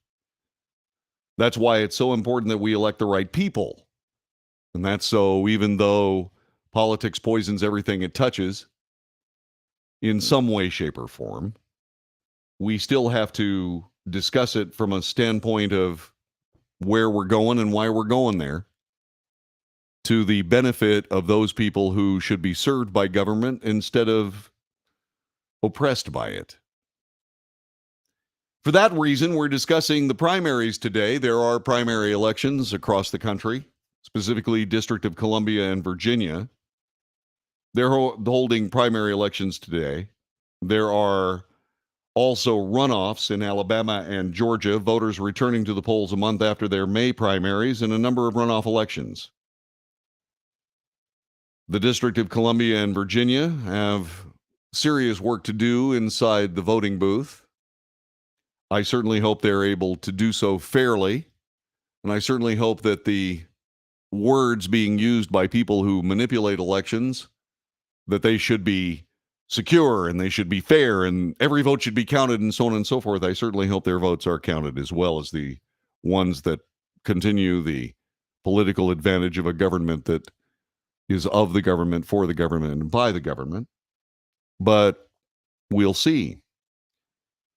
As I said, the USA Today reports it as follows. The District of Columbia and Virginia holding primary elections today, featuring an incumbent mayor seeking a third term and a competitive Republican primary in districts that could determine if the GOP regains control of Congress. Or regains, rather, not retains, but regains control of Congress. In Alabama and Georgia, voters are returning to the polls a month after their May primaries and a number of runoffs. Republicans are trying to determine which candidate will likely succeed longtime retiring Senator Richard Shelby in the Alabama state runoff or the Alabama Senate runoff, a race that has seen Trump endorse one candidate only to withdraw that endorsement and then back the opponent. President Trump's influence will be tested in two House runoffs in Georgia, where his chosen candidates trailed in the initial primary results. Here's what we're looking at, according to USA Today. Republicans are taking aim at Virginia Democrat incumbents Representatives Elaine Luria and Abigail Spanberger in their efforts to reclaim the House of Representatives. The GOP primaries in their districts, Virginia's 2nd and 7th, will set the stage for competitive races in November. Luria's district became more competitive thanks to redistricting. Republicans see it as a prime pickup opportunity. Luria, a Navy veteran, has served in Congress since 2019. She's now in the spotlight as one of the members of the January 6th committee and will lead the final hearing for the investigation into the U.S. Capitol attack. Who is she? Well, she faces a tough midterm, and this is being reported also by USA Today. A Democrat representative whose redrawn district is a prime target for the GOP will step into the national spotlight as the January 6th committee concludes its hearings. Representative Elaine Luria is facing her most difficult election yet. She seeks a third term representing Virginia's 2nd congressional district. Inflation is soaring. President Biden's popularity is waning. Democrats are bracing for midterm losses in Congress. Luria faces new headwinds. Her district was redrawn from a toss-up during her first 2 elections, now leans Republican. But in the final month of the January 6th hearings, Luria will have a chance to capitalize on her newfound national spotlight. She's joining Representative Alan Kinzinger, the Republican from Illinois, to lead the final hearings for the investigation into the Capitol attack. She first served in the Navy for 20 years before running for Virginia's 2nd congressional district. She faced incumbent Republican Scott Taylor. She won by less than 3 percentage points. Taylor ran against Luria again in 2020. She won by 5 percentage points. Now Luria is a member of the committee investigating the January 6, 2021 attack. According to the New York Times, in the committee's final hearing, she and Kinzinger will lead the committee's hearing on Trump's role in January 6th. She's 46. On the campaign trail, she's been relatively quiet about her position on the January 6th committee. She also serves the House Armed Services Committee and is one of few Democrats who have called on President Biden to increase military spending in response to growing influence in China. She's also championed the $1.2 trillion bipartisan infrastructure bill, which provided funding to flooding prevention and mitigation efforts in her district. She said she's focused on meeting new voters and learning more about new areas that were previously not in her district. Off the campaign trail, she's done numerous interviews about the January 6th committee's work. In an interview with NBC's Chuck Todd on Meet the Press, she argued for the importance of the public hearings, saying they will define the history of our country and our democracy moving forward. I hope not, because you'd really like hearings along that line to be worthy of public consideration. But insofar as this committee is functioning more like a biased grand jury as opposed to an actual honest broker of fact, that's a difficult sell. Many people have asked me why I don't spend more time discussing the January 6th committee. Well, there's really not a lot to discuss when only one side of the discussion is being had. And therefore, I don't spend a lot of time talking about it. You know, one of my friends says damning testimony today by Republicans who were pressured to give or find votes for Trump. Okay, but where's the other side of the coin? Where's the other discussion? The committee has very slickly produced videos and so on, and I'm sorry, those particularly well-edited videos are forgetting the other part of that story on purpose, because this isn't about finding fact. This is about finding fault. This is about a one-sided investigation about what was or was not done, and illuminates the hypocrisy of politicians who at once will certainly do absolutely anything they possibly can to promote violence and burning and looting and killing in pursuit of an opportunity to, say, for example, diselect President Trump, which is exactly what they did. The sabotage of that administration will be the the grist of the historic mill for the balance of the life of this republic, both from a Democrat side and a Republican side, exemplified by the two hand-chosen Republicans on the committee itself.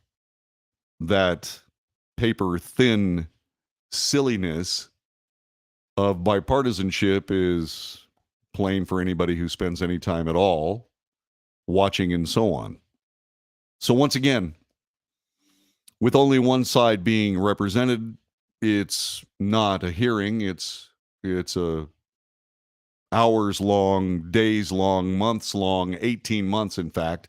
This committee's been working in an effort to essentially provide whatever shaky garbage that can be foisted against perhaps one of the most potent political forces arrayed against them in 2024. But on with the conversation regarding today's primary votes. State Senator Jen Kiggins is the front runner in the race against Elaine Luria. She has the endorsement of House Minority Leader Kevin McCarthy, was named a young gun candidate by the National Republican Congressional Committee. A very unfortunate choice of words. She's also been backed by the House Republican Caucus Chair, Representative Elise Stefanik, and leadership aligned with congressional leadership.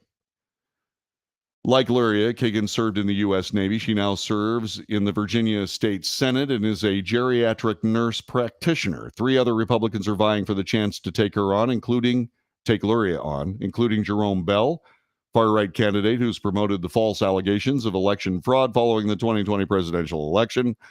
Sorry, that's not journalism. That's piling on. It's, every time they do something like that, the false allegations of election fraud, they put that in their copy and so on, and it destroys their credibility, and it's unnecessary.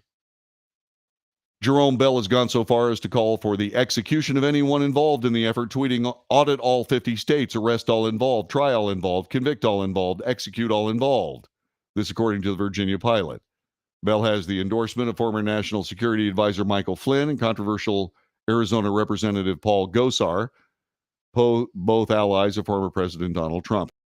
In the 7th Congressional District, a wide field of Republicans is competing to challenge Spanberger, who was elected the same year as Luria. Spanberger is a former CIA officer, a centrist member of the Blue Dogs Coalition. The GOP candidate includes State Senator Bryce Reeves, who represents part of the district in the State House. Reeves, a former Army Ranger, has raised most of the money in the race, as also endorsed by Senator Mike Lee of Utah. Senator Ted Cruz, the Republican from Texas, former State Attorney General Ken Cuccinelli, Ginny Thomas are all backing Yesli Vega in the race, who previously was the Latinos for Youngkin chair during the campaign of now Governor Glenn Youngkin. Senator Tom Cotton of Arkansas also waded into the divided primary, backing former Green Beret Derek Anderson. Stafford County Board Chair Crystal Vanuch is also running. Alabama Republicans, what are they going to do? Well, we'll talk about that in just a couple of moments. That particular race involves a flip-flop by former President Donald Trump regarding his endorsements. How will that work out? We will see. You're listening to the Wells Report. My name is John David Wells. Our telephone number is 817-379-2172. Give us a call. We'd love to hear from you. Back with more in a moment.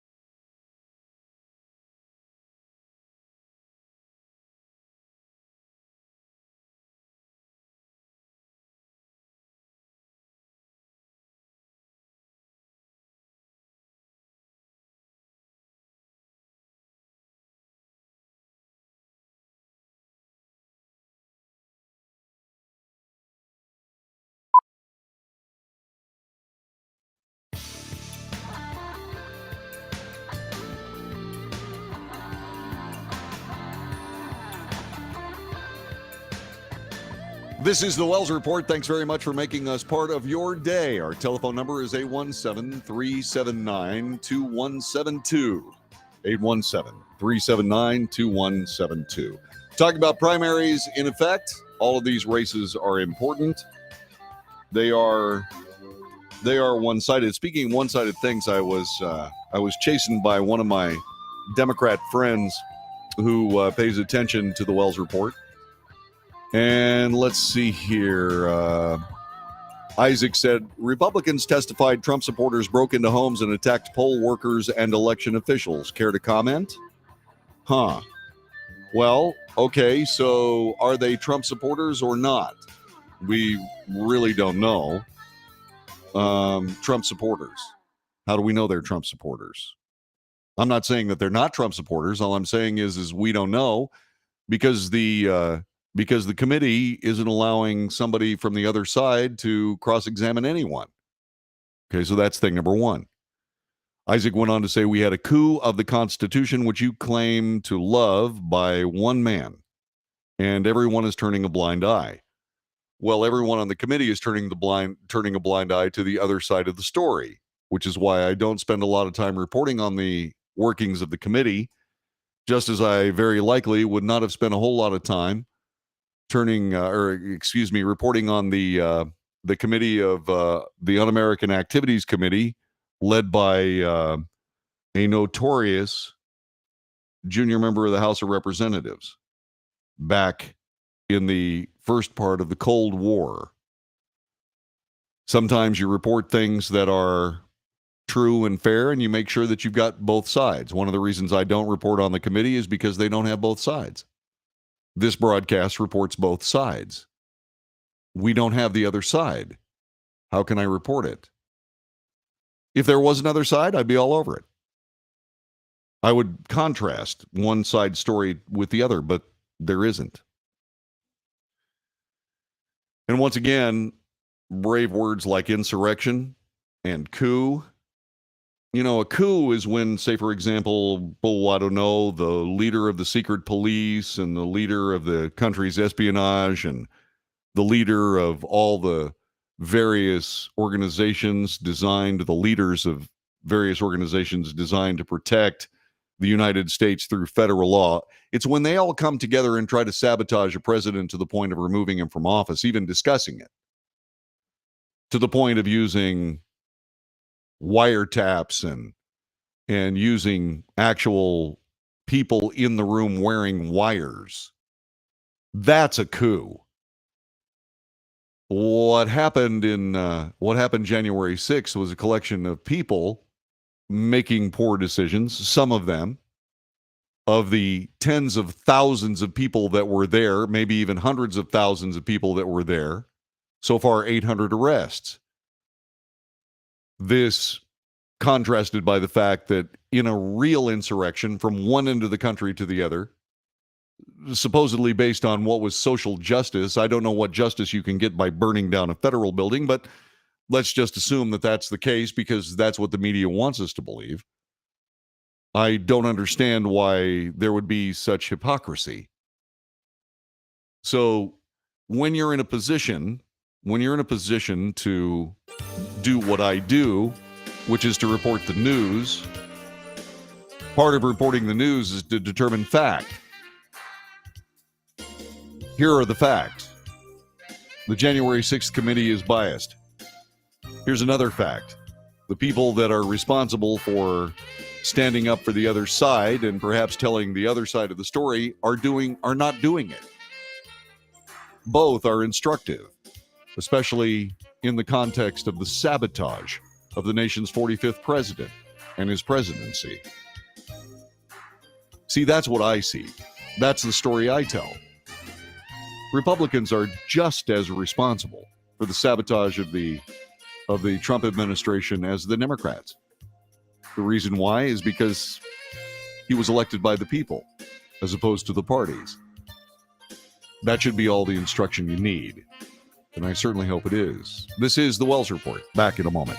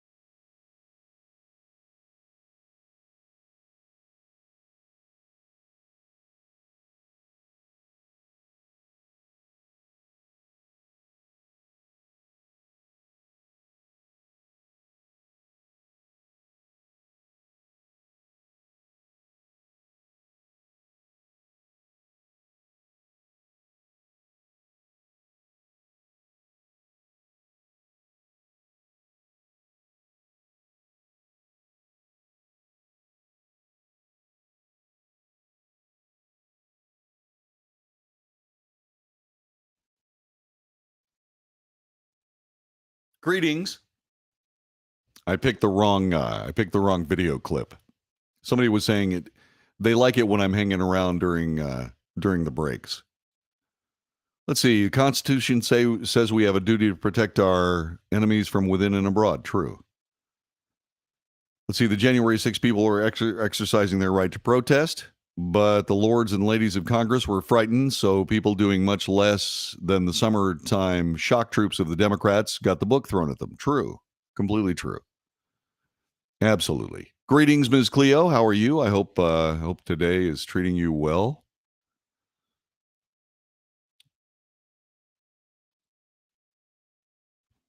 How's the show been for you so far? I hope well. I hope it's been good. I've been trying to figure out how to get LinkedIn connected. I'm hoping that I've done so. Cross your fingies.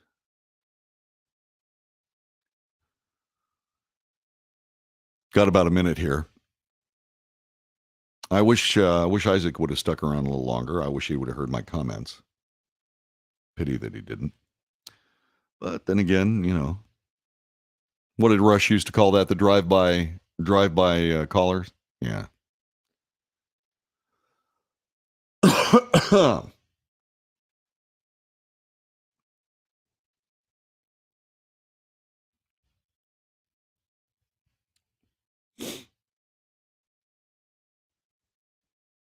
Oh, that's nice. Thank you, Miss Cleo. Doing the best I can. Doing the best I can with what I have. Oh, Gene, thank you. Thank you. Same to you.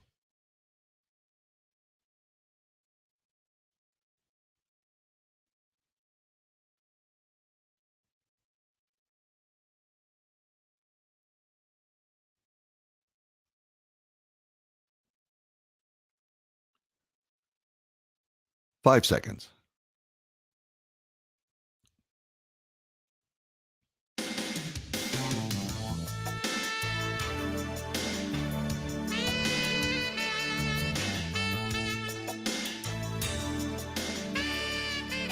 This is the Wells Report. I am John David Wells, bringing you news, analysis, commentary, and debate.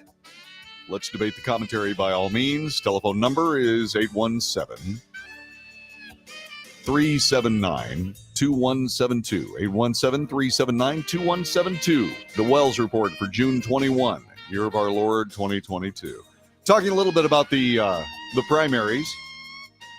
Also, the January 6th committee and all that stuff today, because this is the hour that we do that. Not normally. We take the news as it comes, because that's what this show is about. This is about news and about facts. Sometimes very uneasy story mates, if you will, and commentary and debate. By all means, take part. We were talking about Virginia and all of those machinations going on in Alabama. Senator Richard Shelby. By the way, I want to thank USA Today for this copy.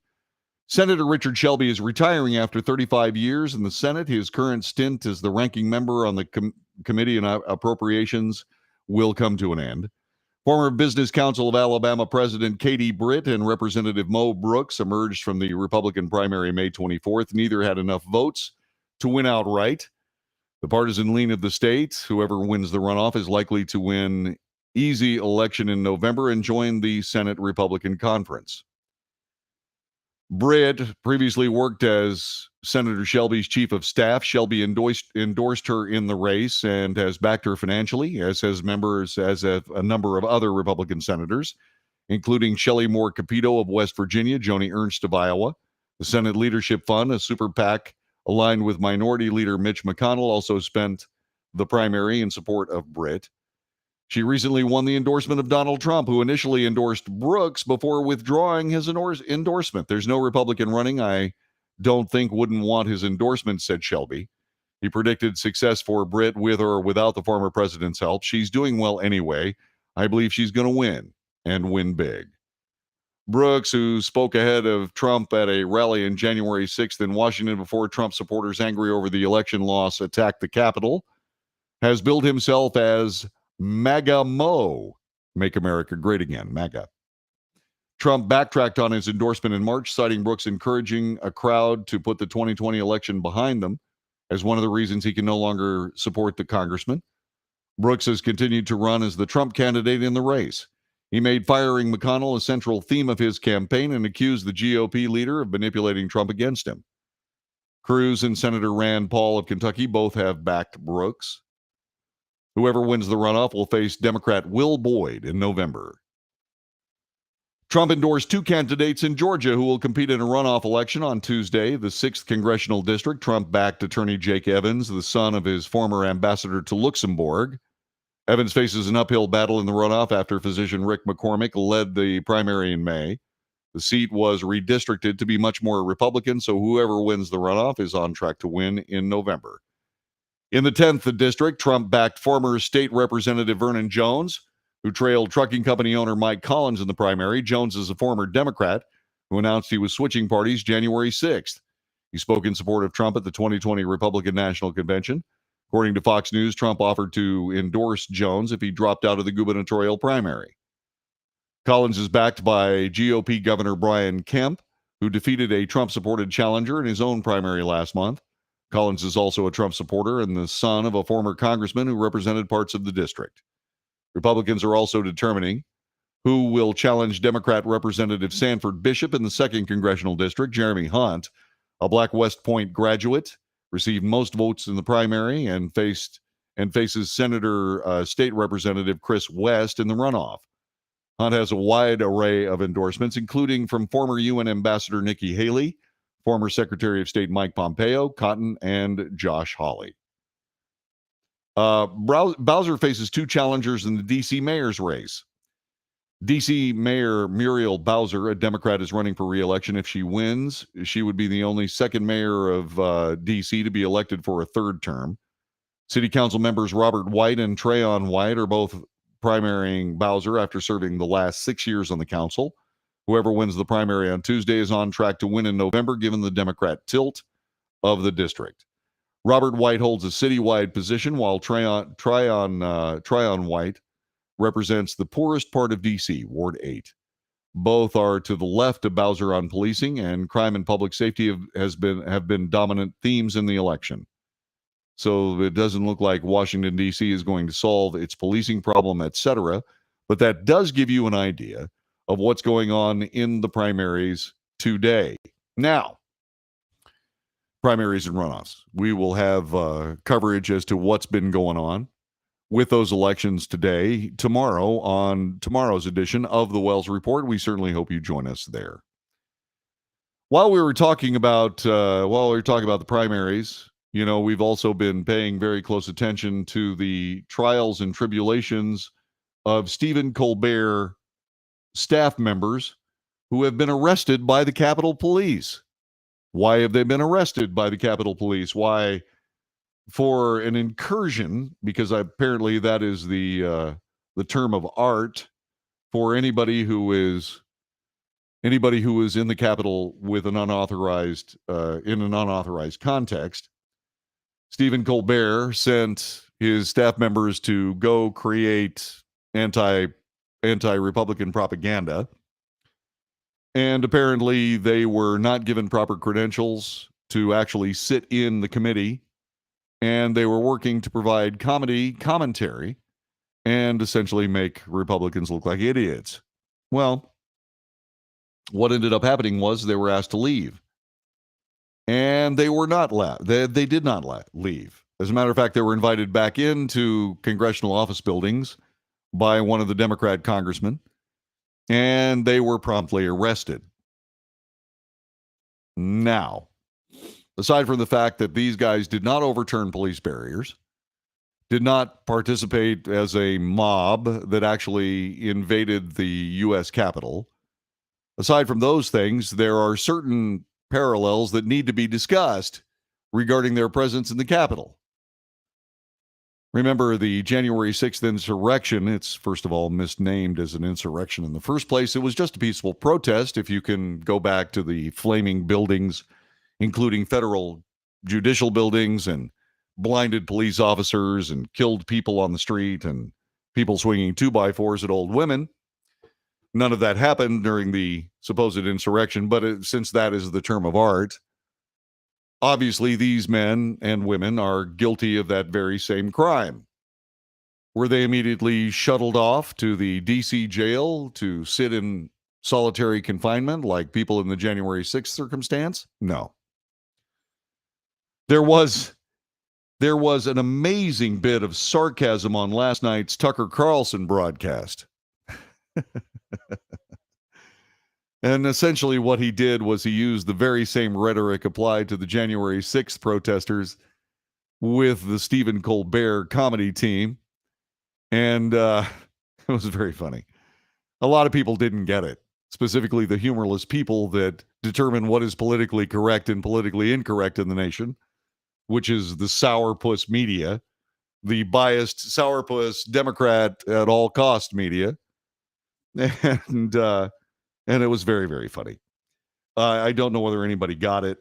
Like I said, politics poisons everything it touches, including people's senses of humor.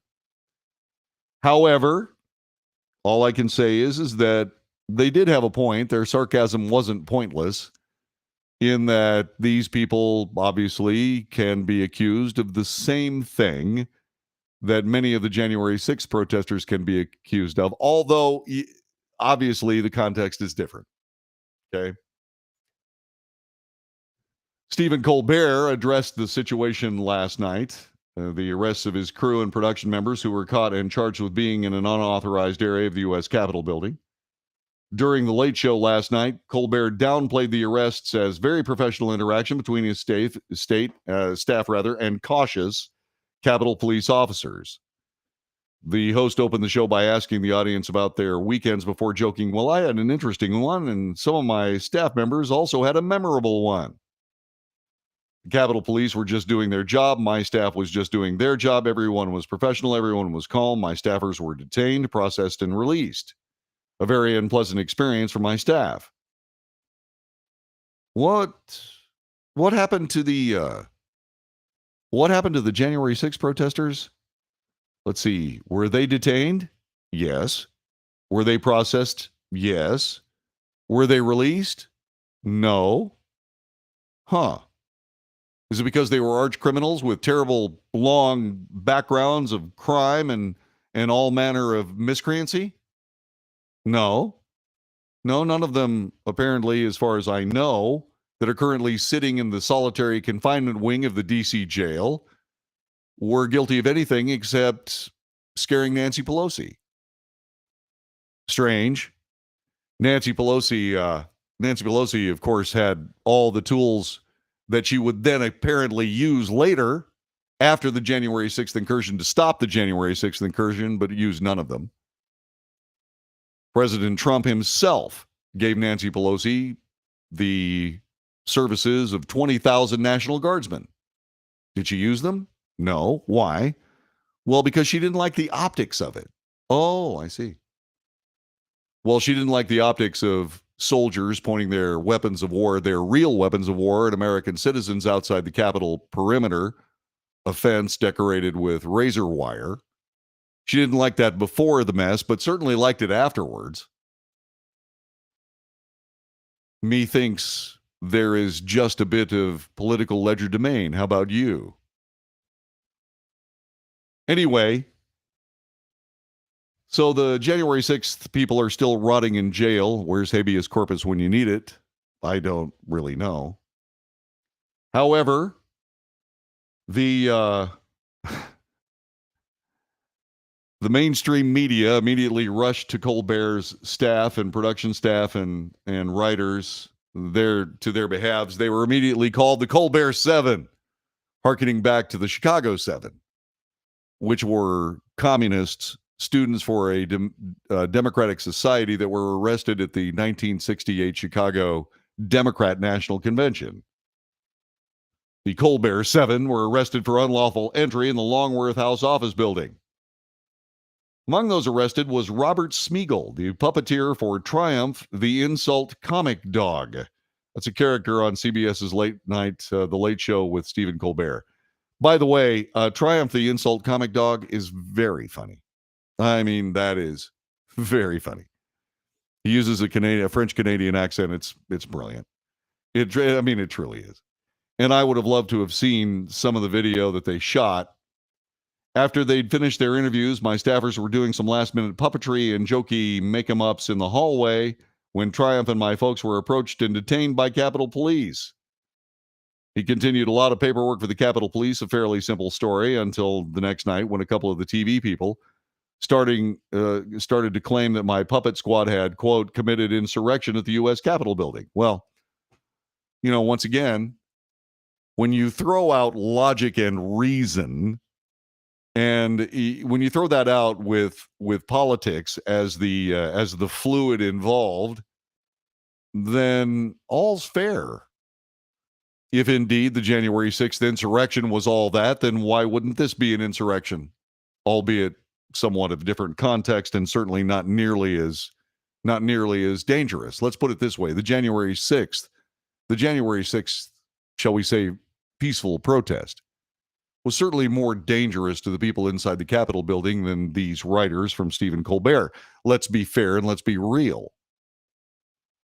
But then again, I mean, if we're going to apply real standard to an unreal situation, which is what American politics has become, then all's fair in absurd and absurder, isn't it?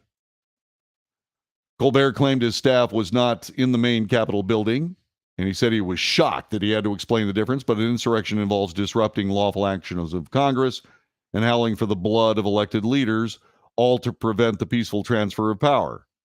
Oh, as opposed to howling for the blood of police officers that are simply doing their job, but are blinded by lasers nonetheless, and targets for commercial fireworks, and an attempted trapping of these police officers to be incinerated inside their own police station. All that happened during the summer of love of 2020, the social justice protests. Yeah, well, he tagged the incident as first-degree puppetry and then blamed former President Trump for the January 6th Capitol riot, and then the show descended into the same garbage that mystifies all of us as to how Stephen Colbert has a job. I don't have any idea what he's doing. He's not funny. He's not entertaining. And basically what he's done is destroy David Letterman's old show. David Letterman was at least funny. David Letterman was at least, well, fair-ish until the last couple of years of his show, and then he was just in the bag for the left as everybody else was. But David Letterman was funny. Stephen Colbert is a pretender. He is. You're listening to The Wells Report. My name is John David Wells. Stick around. Coming up in just a couple of seconds, we'll wrap up this show and tell you about tomorrow.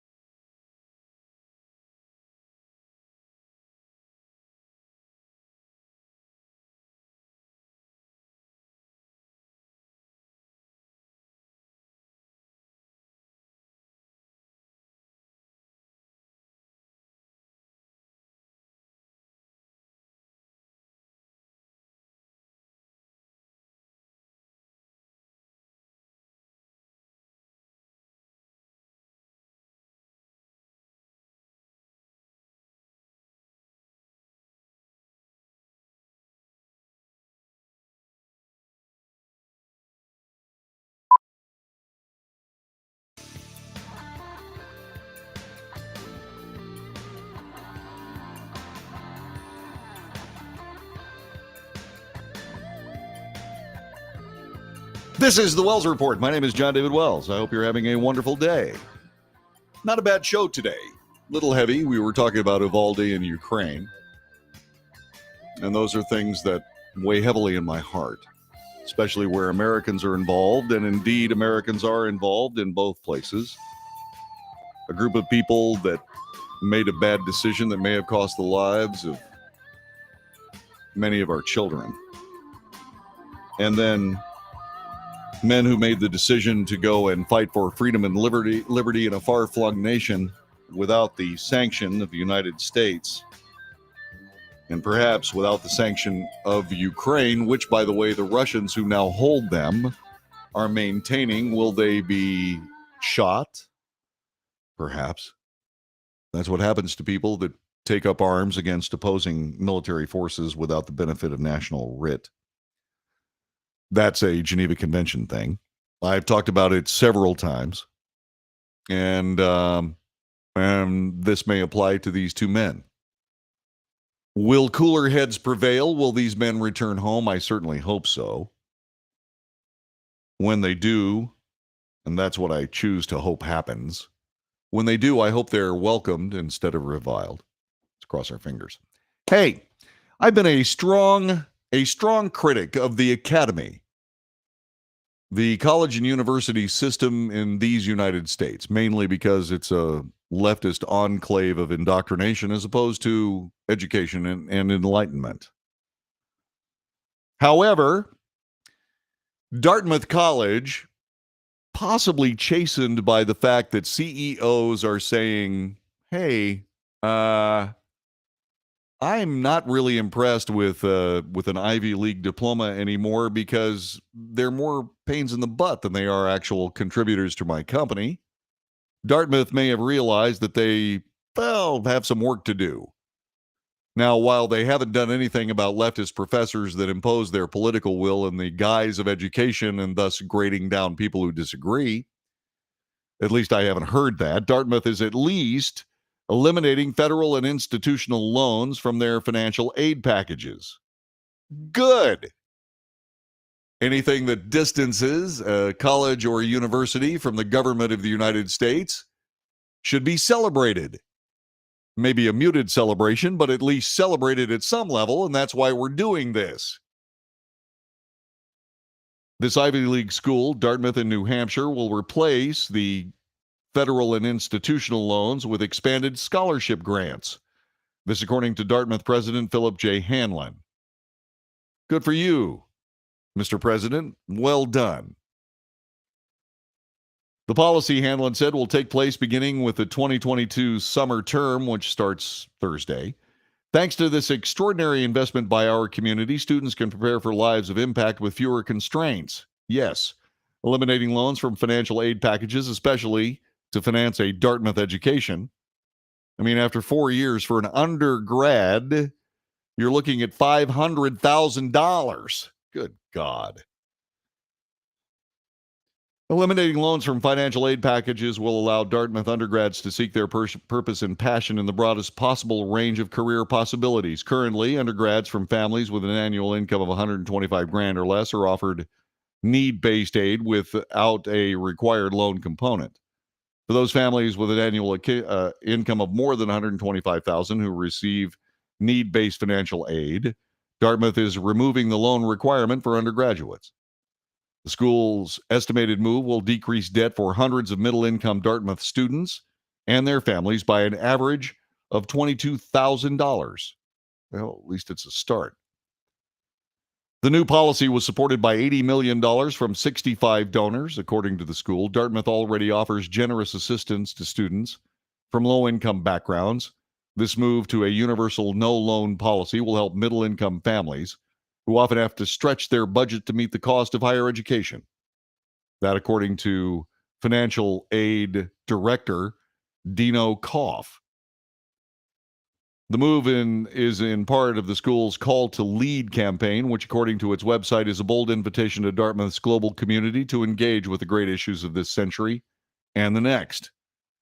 I certainly hope that more universities around the nation take this tack and make it possible for people to go to their schools without being saddled with unbelievable debt that lasts forever. You know, Susan was in her, I guess, almost into her 40s before we were able to pay off her school loans. And, something that we actually did with some style, really. It was good. But I can imagine that people, and Susan got as good an education as you could. The Jesuits educated her at Scranton University. And then she finished up her postgraduate studies with St. Scholastica in Duluth, Minnesota. She's educated. Me, I went to the University of Hard Knocks, United States campus.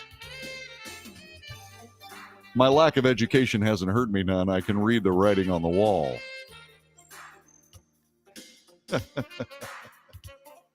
Oh, stop it. Walter Cronkite didn't have a college degree either. Leave me alone.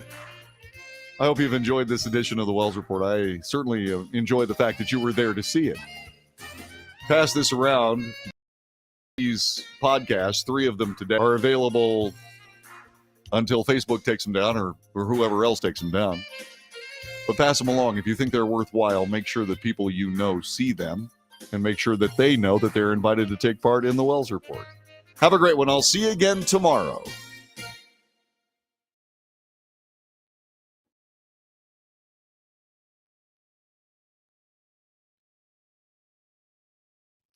Okay, take good care of yourself, and I will see you, like I say, I'll see you again tomorrow. Let me go through a couple of texts here.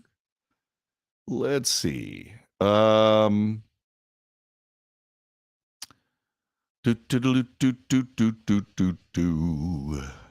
see here. Regardless of your political position or motivation may be, burning buildings and assaulting people is illegal. Assaulting people in an attempt to disrupt the certification of an election is also illegal. Comparing the two events is only a distraction, does not lessen the criminality of either event. True. But once again, what's that equal protection thing, Arthur? Let's see, you take a loan out, you pay it. If you decided to blow it on general studies and liberal arts, not the lender's problem. You're due to get your legs broke. Welcome to real life, snowflake. The board of Twitter has unanimously approved Elon Musk's acquisition of Twitter. That's good. Pretty sure this was a great show again. I wish I'd been there to listen to it all. It was pretty good. Let's see, comparing the two events has a lot of relevance because it shows the left gets a pass for worse behavior. That's true. Good night, everyone. Have a wonderful evening, says Yvonne. It's interesting that a reasoned discussion would be seen as an attempt to get a rise. I'm definitely not interested in getting a rise. It's unfortunate the different positions are not tolerated. Well, it depends on, like so many things, it depends on your style, Arthur. Let's see. I feel that you are the one who struggles with diverse conversation. Okay, well, there you might be true. God bless all y'all. Until tomorrow, peace, love, joy. God's blessing.